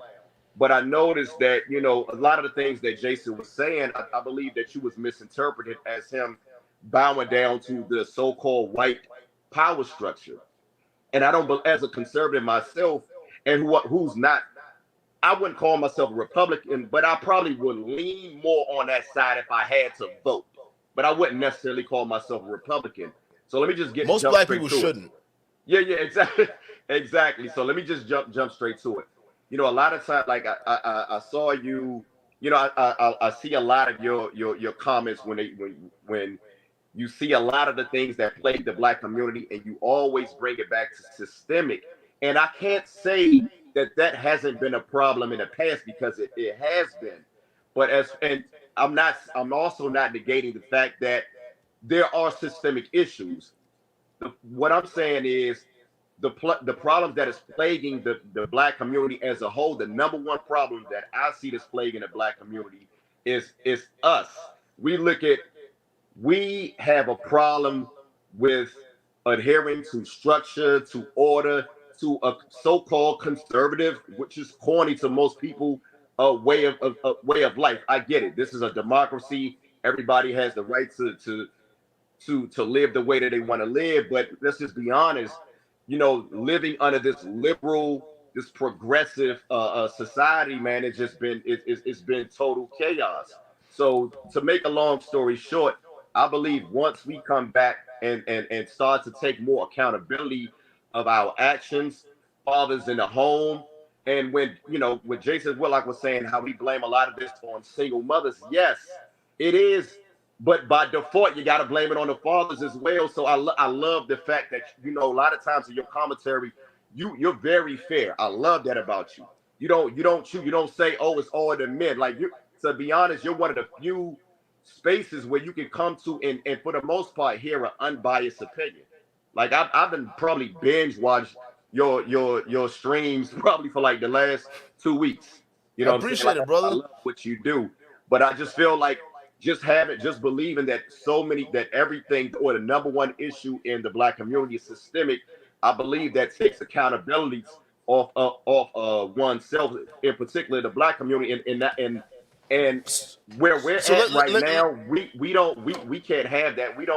Let me push back on that, because let me listen. I do see where you're coming from. Where some of the stuff that's going on right now. Okay, I see where you're coming from, because a lot of the stuff that when we talk about systemic, a lot of people come at it from the lens of, oh well, this stuff happened back in the day with the slavery and stuff like that, right? And the argument that I see on the other side is, well, we're living in today's day and age, right? So you should be held accountable for decisions you make, because a lot of people perceive it like it's a new day. All right, you need to be held accountable for what it is. Now, I'm not saying that you're wrong there. A lot of people, if you're gonna do the crime, you got to be prepared to do the time, right? That's just what it is. If you're ready to get into some certain situations, you got to be able to face up to the consequences. However, it doesn't negate the fact that there has been long-lasting systemic issues. And when I say systemic issues, we can break it down in terms of housing, right? If we even want to go far back beyond the housing discrimination that's going on, and by the way, still goes on, not in the overt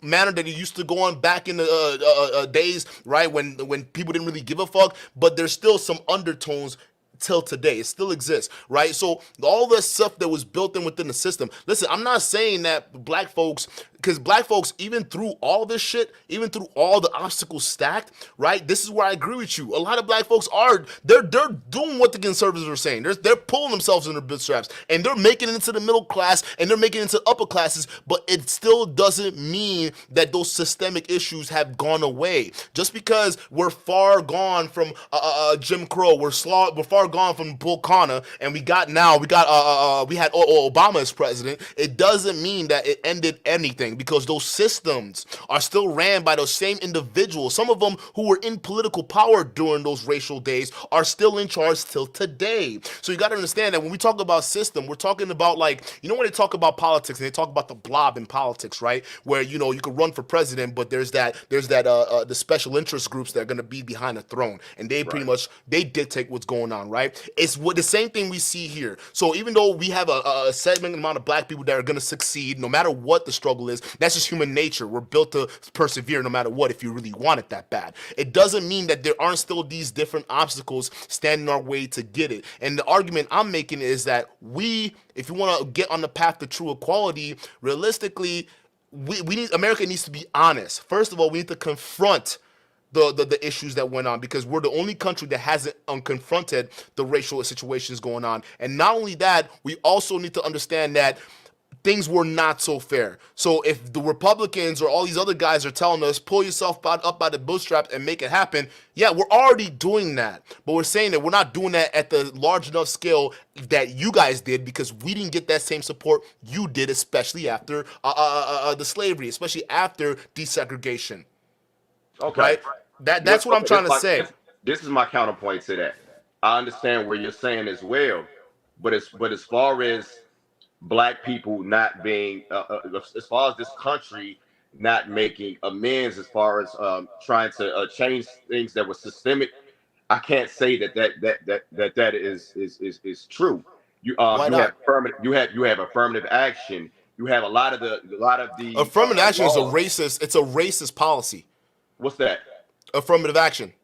Right, Actually, I right. think I mean, them putting the affirmative action into play is actually hurting the people of yeah, color, because black folks. you got other so-called minority groups, taking advantage of that. But to say that we're living in the same time as 1964 Jim Crow South, that's not the case. I'm not going to teach. I That's have not. I'm not three making an children. argument either. I'm I don't not. think we live in What the I'm same. saying is I think the racism has gone underground. right. But this is the thing. Like, you're never going to cure racism, Duke. It's never going to go away. If you Right. expect people to like you, like, let's be honest, a lot of black people, we don't like other Can I stop you right nationalities. there? So that way you're not going off a point that I don't believe in. I don't care if they like us or not. I don't give a fuck. Right, you just want Like what I'm asking for is reparations. That's what I'm Right. asking for. And The I- and only I- thing and that I they can owe us. respect So that. if you want to talk about that, we can get into that conversation. I But as really far as don't the have a like or strong dislike, argument. I don't care if them white folks Right. like us, and I don't care if they don't Right. dislike us. All I care is this is what's due and this is what's fair. Right, I don't have So a are they strong going to pay argument up? against that. I don't have a strong argument. I'm kind of starting to lean. I've been going back and forth. Now I'm starting to lean a little bit more on the as far as us deserving reparations. So I don't really have. I See what I'm told you saying? my main goal Welcome was to the squad, Brody. Yeah, Hey, I'm more hey, I wish I had a beer right now, bro. I'll crack one I up don't with have a y'all. strong Let's argument. join the fight together. Nah. I'm the type of person, man. I'm reasonable. I'm gonna listen to the conversations. I've been hearing this reparation conversation for like 10 plus years, and I go back and forth. But I'm leaning more reparations. In a nutshell, man. I know you got other people that probably want to get in. I just Oh, want to I say locked it down after this. I made sure that we had time for you. But yeah, I got about like another 5 more minutes. I gotta go meet up with somebody after this. let me just say this. I just feel like, and it's not what I feel. There's nothing in today's society that a black man cannot accomplish.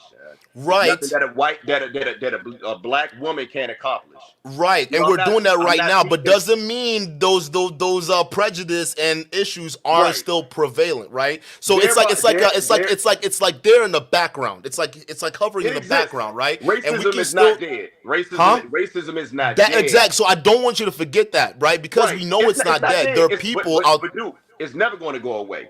What We I'm don't want saying it. is- We know it's not going to go away. Yeah, If you go to it's other parts of never- the world, can I just say one thing, right? Because racism is just like, okay, if you go to other parts of the world, first of all, you're not going to stop people from hating each other because we're inherently, as human Exactly. beings, naturally tribalistic, right? So if Exactly. we're not going to fight amongst racial lines, if you go to other countries, they're going to fight you on religious lines or they're going to Right. fight you on tribal or ethnic lines, right? But Exactly. that's beside the point. In the U.S., it's much easier because I'm clearly black, you're clearly black, and there's another Right. guy who's white, right? So those guys are, because they look more alike, they're going to form their kind of tribe, even though they don't really, they're not consciously aware of it. Right. Subconsciously, We it's all a have thing that some naturally type of happens. racial bias. And it's the same thing with black folks, right? Yeah. It's the same thing with black folks. The only big difference is look who dominates, especially in the system in America, look who dominates the institutions of power. A lot of times, yes, black folks were there. There are a lot of black folks in government right now in powerful positions, all right? There are black folks everywhere despite these issues. But if we look at the dominant society that has been there, all right, it's still the same society that wants to keep it that way. Right, so even if they have us, even if we're gonna persevere, listen. If they really open the floodgates to us black folks the same way they open the floodgates, the way they did with white folks and some of these other immigrants that are coming in here, Right. like Asians and whatnot. If they did the same thing, black people, because think about it.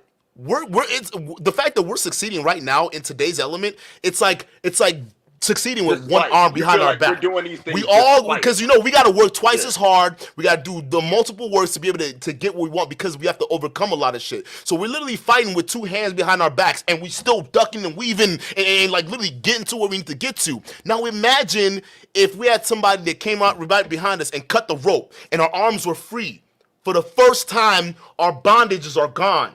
Now We're looking at the system. Now we're looking at everything else. There's no restrictions now. Now, if we were making it back then with our hands behind our back, imagine what we can accomplish. And you don't think that's a scary thing for the dominant society that's held on to power for this long?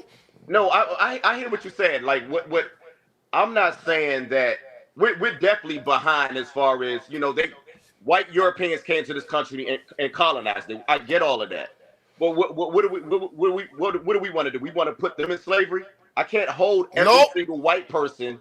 I can't hold every single white person accountable for things that their forefathers may or may have not done. That's all I'm saying. Right, but okay. So if you're saying that, because a lot of people that listen, you're not the first one with the argument, and I see where a lot of people. I don't want to call you Republican. I don't want to say you're a Republican. I don't believe in that. No, I'm not saying you believe in that, but I'm just saying that there's a lot of people that have that just made that similar point, right? But then my rebuttal is, and believe it or not, I used to think that same way too, because I used to be one of these Republican, like you know, back when 2016 when Trump was in there. Because here's the thing, I used to didn't really care and all that stuff with politics, you know. But then once I started to see like, hey, there's something wrong, and then I started to see the other side, and yeah, I was a little Trump fan. I ain't gonna cap. I was right up there with it. But then I realized that Trump. That's for another day. That's a different day, but like Trump, I realize that Trump's a hypocrite sometimes. So like that's another thing where I'm like, I don't know if that's gonna sit right with me, right? But what I'm trying to get at is with the same argument that you're making, I'm saying that a lot of people have made that argument, but my counterbalance to that was it's already been done by various groups. Matter of fact, it's been done multiple times by the United States. First of all, let me just paint the story for you, right? So we have the Germans, right? We saw what happened with Nazi Germany and what happened with the Jews. We don't even need to go into detail. But what a lot of people don't realize is the Nazi government, after the fall of that regime, right? The German taxpayers, the people who participated in the slavery, right? Not the slavery, the oppression of the Jews, right? Maybe we don't have an argument here. No, I'm not gonna go too deep into it. Maybe like the kids who are the people who weren't even directly participating in it. Either way, the German taxpayers still had to fork over $87 billion to go ahead and pay back in restitution for each Jewish individual in Germany that was affected, right? And if they hang on, if they died, because I got this is the point I'm trying to make. Right. If they died, right, they also figured out how to locate the descendants of people who were affected by that, and then give the money to those individuals. Right. But I'm not even done yet. They also, through their government wizard math, right, decided, hey, we also owe additional I think it was $2.6 billion to go ahead and find those properties that the Nazis confiscated from Jewish families and return it back to those people, and if they're not alive, return it to their heirs or the descendants, right? Okay, cool. Now with the fall of Nazi Germany, right, what ended up happening is the U.S. did some fucked up shit where we imported a lot of their scientists, a lot of their media brokers, and all these guys to go ahead and basically have the controlling system that we have today. Right. A lot of the system is actually modeled from Nazi Germany. Okay, so now those same group of people then invented the atomic bomb. Right. All right. And then what they did with those bombs is they went over to Japan and said, hey, you better stop or we're going to drop this. Japan says no. They dropped it. Not once, but twice, killing hundreds of thousands of people. Hiroshima, Nagasaki. Now, here's the thing. Then they go in and say, hey, we feel so bad about murdering literally hundreds of thousands of your people and leveling your cities with these weapons of mass destruction. What we're going to do now is we are actually going to help rebuild. I'm with that. Your city. So what I'm trying to say is there are other groups of people, not even part of this nation, that got what they were due. Some of them even almost immediately in historical context, right? But America, and especially American blacks, are the ones who not only fought the Revolutionary War, fought in the Civil War, fought in World War I, fought in World War II, fought in Vietnam, fought in Iraq, fought in Afghanistan, fought in Libya, Syria. Literally, we got people here who are giving their lives away because America wants to go ahead and fuck some shit up. But when it comes down to saying, okay, we're going over here starting rebellions in these other countries, we're going over here destabilizing these countries, and you're using black souls to do it. But yet we're over here dying, and we got over 320,000 veterans that have to come home. They don't get benefits. They're on welfare. Some of them are on welfare right now in the army. You make a very It shows our compelling argument. priorities are fucked Yeah. up. But what it also shows is our government does have the capability to They accomplish do. these tasks. But Right. why is it that then we have politicians that are come in here to try to convince the rest of the masses to say that is not possible, although Right. we've seen the possible. That's I why I agree. don't believe. You see what I'm I saying? agree. So when We don't- when we the don't- argument of reparations I agree. comes in, I can't buy that because I already Right. seen it possible. And Go that's ahead. my issue with the Republican Party. That's I don't agree with everything that the Republicans do, but that's one of my main. Like I said, like I told you, I'm leaning more towards reparations. I'm seeing it from another side by that with the help of you and other Yeah. having other conversations. So I will admit where where I may be wrong at something. So you've convinced me. And it's not just you, because there are other Nigerians, there are Right. other Africans who have the same thought process where they're like, yo, black folks shouldn't get reparations. Right. That's so dumb. And it's like, you can't say that. Like, you don't, first of all, you don't even understand the struggle. Right. All right? Our struggle, the African struggle, the Nigerian struggle is Right. definitely different from what they had to go through. So we can't just sit there and come in and say, okay, you guys don't deserve it, when meanwhile, we're watching the rest of the world do it. Right. That's where a lot of people who are FBA, a lot of people who are, they find issues with that, because it's not saying that you can't speak on the issues like They some of these wanna- immigrants like to say. it's a little bit more nuanced with that. It's, you got to be nuanced with it. You got to come from an understanding perspective. But if you come in from these far right perspective, we're saying, oh, how are we going to pay for it? That's so welfare. You guys just want handouts. Then you're not seeing the full Right. picture. And I think that's the big problem a lot of people are missing when it comes to this FBA versus immigrants. It's like we're coming here and we're speaking out of place, right? We can't be doing that because there's a whole litany of history here that happened. That's why I'm so gung-ho about it, because a lot of Nigerians, a lot of Africans, a lot of Caribbeans, a lot of Jamaicans, they don't know this stuff, but they want to speak out of turn. And the problem is what they're doing, because these guys, when they come to America, I'm telling you right now, as a Nigerian, there's not a spot on the checklist where you come in and say, I am Nigerian, or I am from Ghana, or I am from Kenya. No. Right. It's, are you black or African American? I check the box. Meaning, you got to understand that when they have more of these immigrants come in and they repeating these same talking points, they're literally, it's almost like they're trying to replace the black population with people like that believe that buy into the same bullshit, right? Right. Because they want to talk about saying, hey, yo, black people, they can't come together. Black people can't, unite. They can't do that. But meanwhile, Right. they're the ones who are sowing the seeds of that division. They They're getting use other that people against from us. other countries that look They just use like that us to against tell you us. you don't deserve what you need to get. Right. No, you're right. You're right. They use that against us. I'm with you. You've convinced me on that one. Like, if I literally, all I have to do, if I sit down with one Right. soul, it doesn't even matter. Like, that's why I feel so passionate when I hear other people saying things that, like Anton Daniels talking about, y'all don't get But he's a nothing, clown. y'all don't deserve nothing. Dude, if I stay was on his on neck. stage with him right now to Stay talk on to his Anton, neck. He's a clown. People like that make us so-called conservatives look Woo! bad. Like he's a clown. You know I'm what I'm saying? telling you, bro. We would be, and that's what again, go back to what I was saying earlier, man. I really appreciate the work that you do, because what I've noticed, man, just to shift gears a little bit before we get out of here, I see the grifting, man. And for some reason, it seemed like, I don't know why your channel isn't bigger, but it seemed like you like one of the only people that's calling these clowns out. And it's like, man, I'm seeing the engagement. You got people like me who seen things differently, but I'm subscribing. I, send money to your super chat, whatever. But I'm looking at these other guys, man, that's out here putting up foolishness and sowing seeds of division, and their channels are much bigger. And I'm confused. I'm not really confused. And you notice but the it's like, view counts too of those channels, which and our channel has been the exact same way. I learned something else from you too. A lot of these channels, they're not verified. So just because you got a 1.4 million subs, Pearly Pasty Things or Anton Samuels, you know what I'm saying, doesn't mean your shit is legit.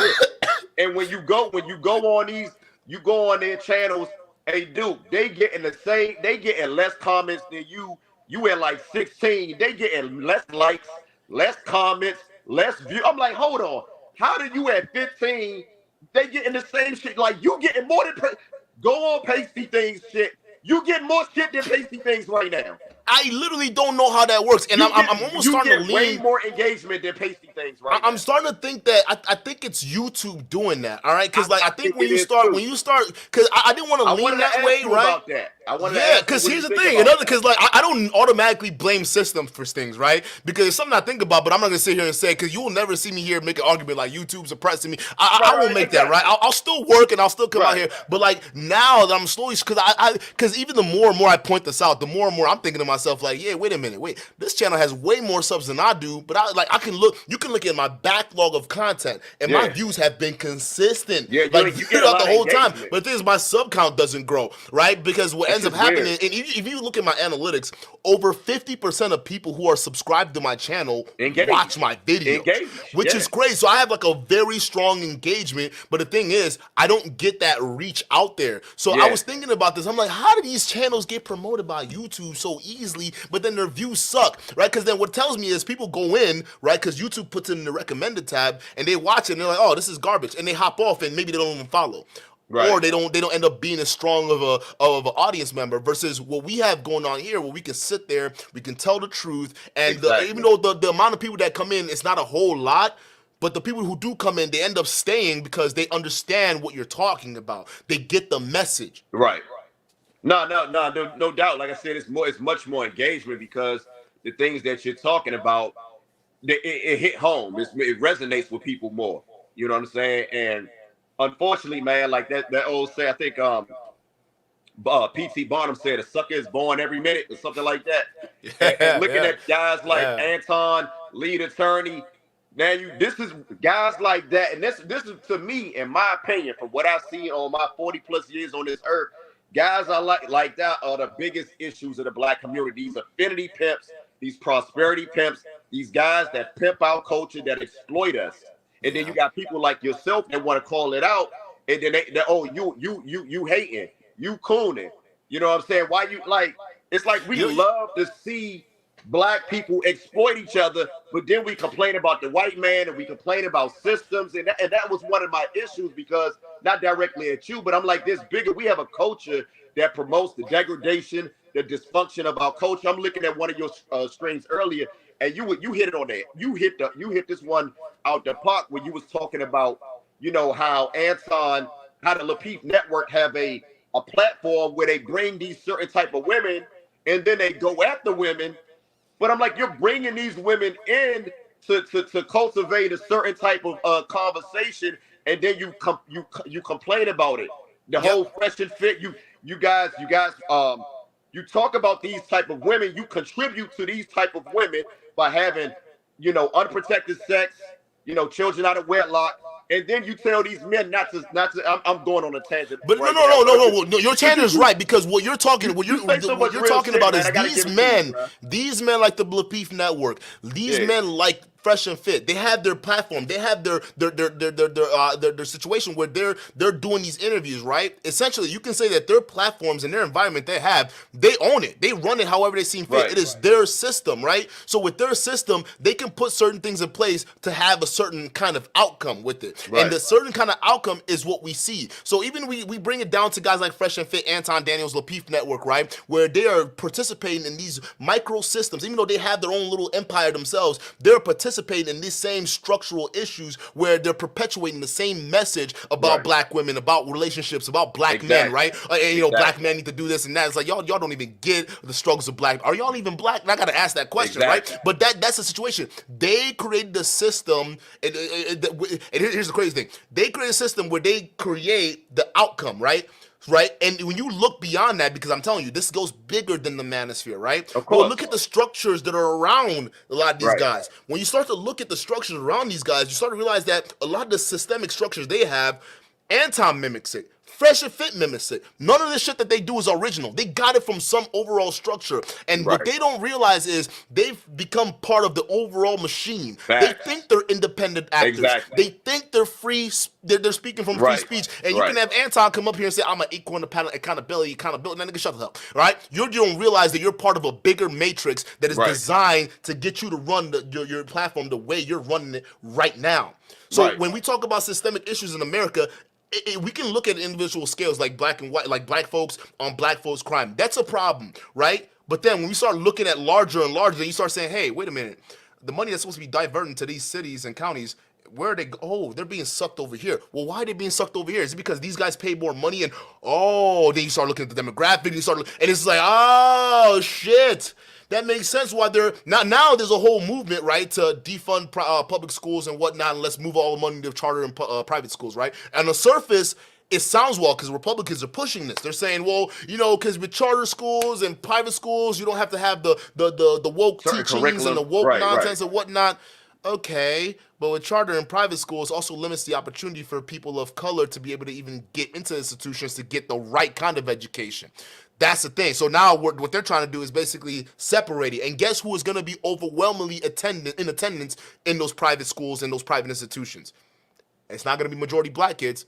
I'm gonna tell you that right now. But that's the thing. I got a small disagreement with that one right there. Because I believe it's more a concern. I don't believe that there was a concerted effort in 2023 to destroy black people. I believe there's a concerted effort to destroy the ignorant, the people who are poor, the misinformed. Like there's a concerted effort. People who it's basically by class. So if you happen to be, if you're part of this community of not being prosperous, you're going to fall under whatever attacks that America has for you. I don't believe that we're living in the same country. No. I see. Now I get.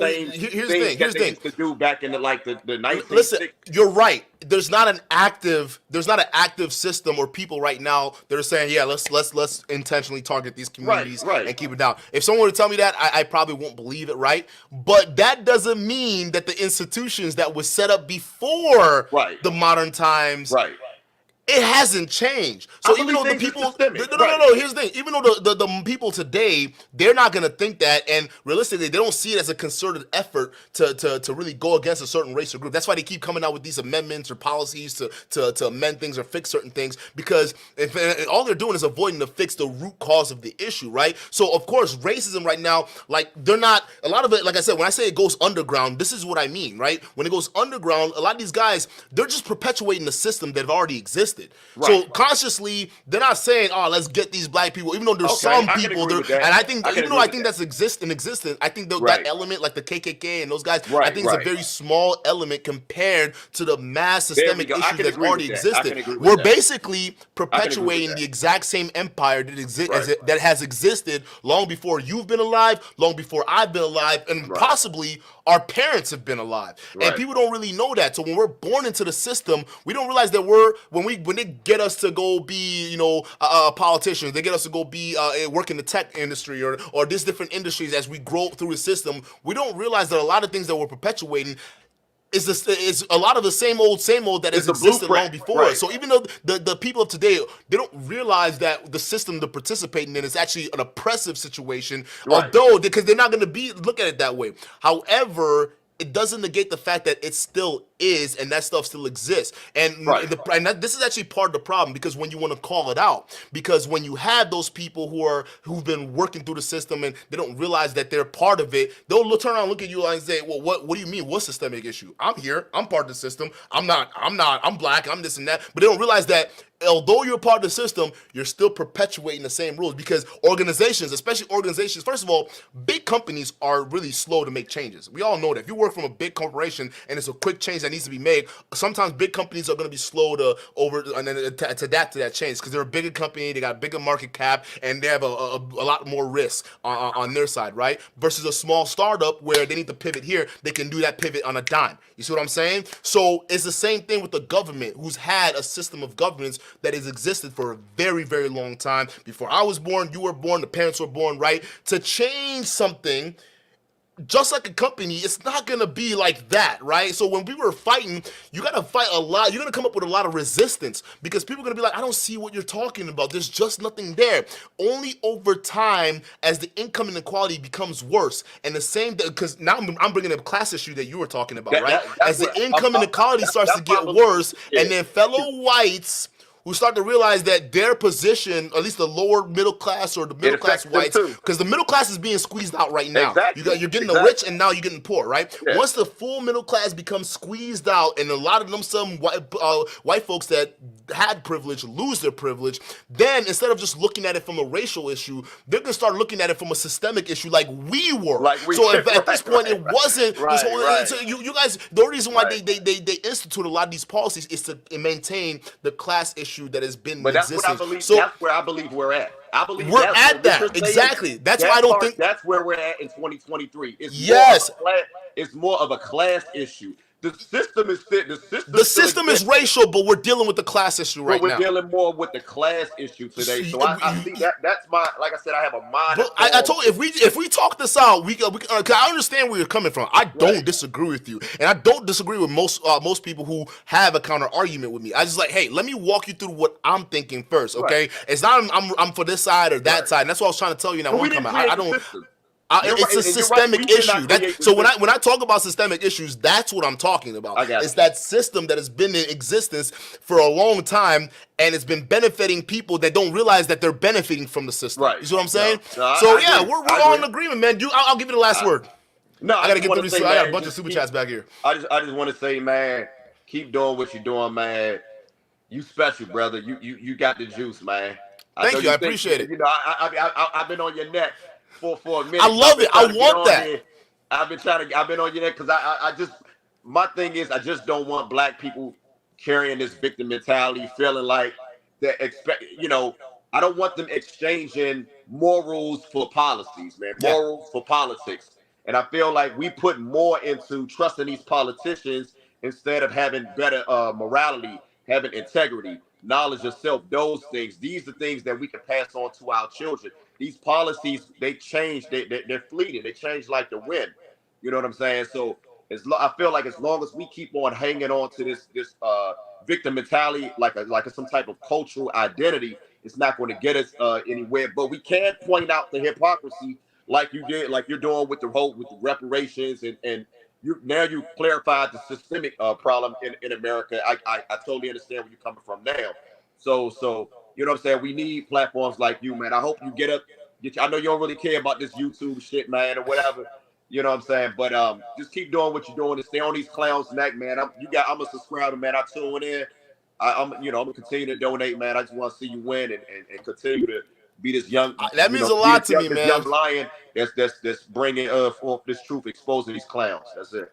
Thank you so much, man. I respect you for coming up here and actually airing out your points and allowing me to air out mine too as well. And this is what happens when brothers are sitting here and coming from different perspectives. But when we talk about these issues, we can see how we can come to similar conclusions. Brother, thank you so much for being an exemplary example of how a legitimate conversation can be had. And man, thank you so much for the support. And we'll definitely be having more conversation in the future, man. No doubt. You have a good night, man. Peace. You too. All right, I got a couple super chats here. Let me go ahead and read them, and then we'll close out, guys. Ill Doctrine, shout out to you for the $10 super chat. He says, affirmative action benefits white women the most of all, and if white women benefit, white men and families do too. It's an overlay for the underplay. They're slick as fuck. Yes, that's what I'm saying. Some of these Democrats that say, hey, affirmative action, don't buy into it, because all they're doing is setting you up for failure. If you're not meant to be in those positions, you're not, because you're end up going to fall out. And that's what ends up happening with a lot of our situations too. We need to move at our speed. Fuck that integration shit. We don't need to be integrated, because more integration doesn't mean shit. It really doesn't mean anything. That's what the whole civil rights movement was all about. And the civil rights movement, although people think it was a success, ultimately it was still a failure, right? Because we didn't get the equal due that we were due. That's why Martin Luther King had to go back for another march on Washington. Unfortunately, when he finally wised up, when it came to the real march to get what we were due, they killed him for it, because Martin Luther King finally woke up and saw what Malcolm X was saying this entire time. We cannot be lockstep with people who are trying to oppress you and say this is something that we need to do. You have to take action. You have to act, and you have to call out the system. Otherwise, they're going to keep doing this slick ass shit, acting like we don't notice. And when the people who are vigilant, who call this out and say, you guys are being ridiculous, you guys are trying to be slick and sly, what they're going to end up saying is they're going to try to gaslight us and say we're emotional because we're seeing something that really isn't there. And realistically, we know that is not true. So yeah, shout out to you for the super chat. Kicking it with Killer. that sounds like a weed pack, bro. I'm gonna smoke with Killer right here. All right, he says, thank you for the $5 super chat. He says, you've built an organic following with your clear messaging. Yeah.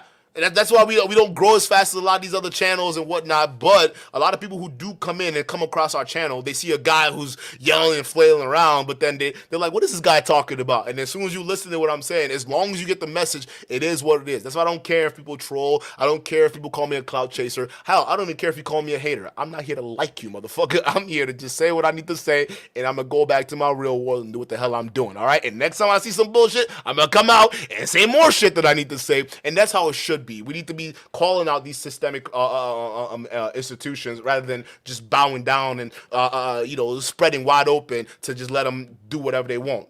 Pause. Hey, I know I'm getting tired. Come over here. It's getting saucy over here. I'm getting tired, y'all. Let me see. I'll make sure I don't miss any super chats. I'm Victoria. Shout out to you. He says, hold up. What is going on here? He says, I'm loving discussion. By the way, these brothers keep the conversation going. This is the type of conversations we need to be having in this space. Absolutely. What is going on with blackness in America, and how can we come together to solve these issues? All right. Because I think the first step is to have black folks understand that the systemic situation is there. It may not be in the way a lot of these Republicans or a lot of these Democrats are trying to spin the systemic issues being, but I want a lot of brothers and sisters to understand that these issues are still in existence today. Doesn't mean that we can't succeed, because we're already doing that. It's just, what I'm saying is, imagine if our hands weren't tied behind our backs and we're allowed true, unrestricted freedom like our white counterparts. It'd be a competition of biblical proportions, right? And that's the main reason why the dominant society is keeping things the way it is right now. Maybe they're not doing it on purpose, but the fathers or the founding fathers of this here institution that we're currently suffering under right now knew what the fuck they were doing, and they knew that the system that they were setting up back then would go ahead and have big, massive ramifications that it's doing with us today. So a lot of this stuff is definitely not by accident, and the more brothers and sisters that wake up to this stuff, the better. Let me see more. Make sure I'm not missing anything. Project Leroy, shout out to you for the $5 super chat. He says, thank you for breaking down how reparations are owed to us. To the caller, you won't see black people rejecting reparations for Nigerians owed by UK. No, matter of fact, black people are the ones that stand up for a lot of other people. I notice in this country, they stand up for Mexicans. Hell, they stand up for white women and the feminism for sure, right? They stand up for all these other LGBTQ groups, right? But then what I've noticed is when black people, we have the heart to stand up and defend other groups. When it comes to get what we need to get, we notice those same groups don't do that.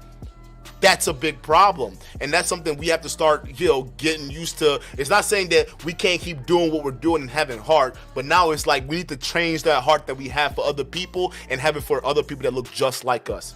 Shout out to you.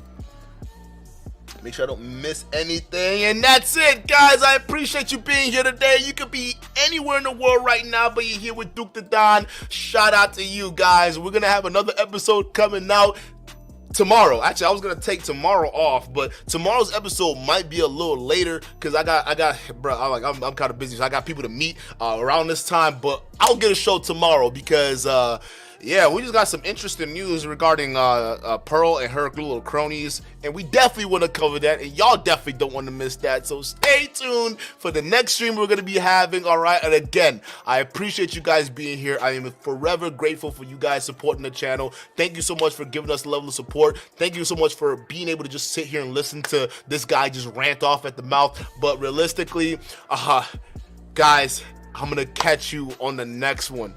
I appreciate everything. Peace.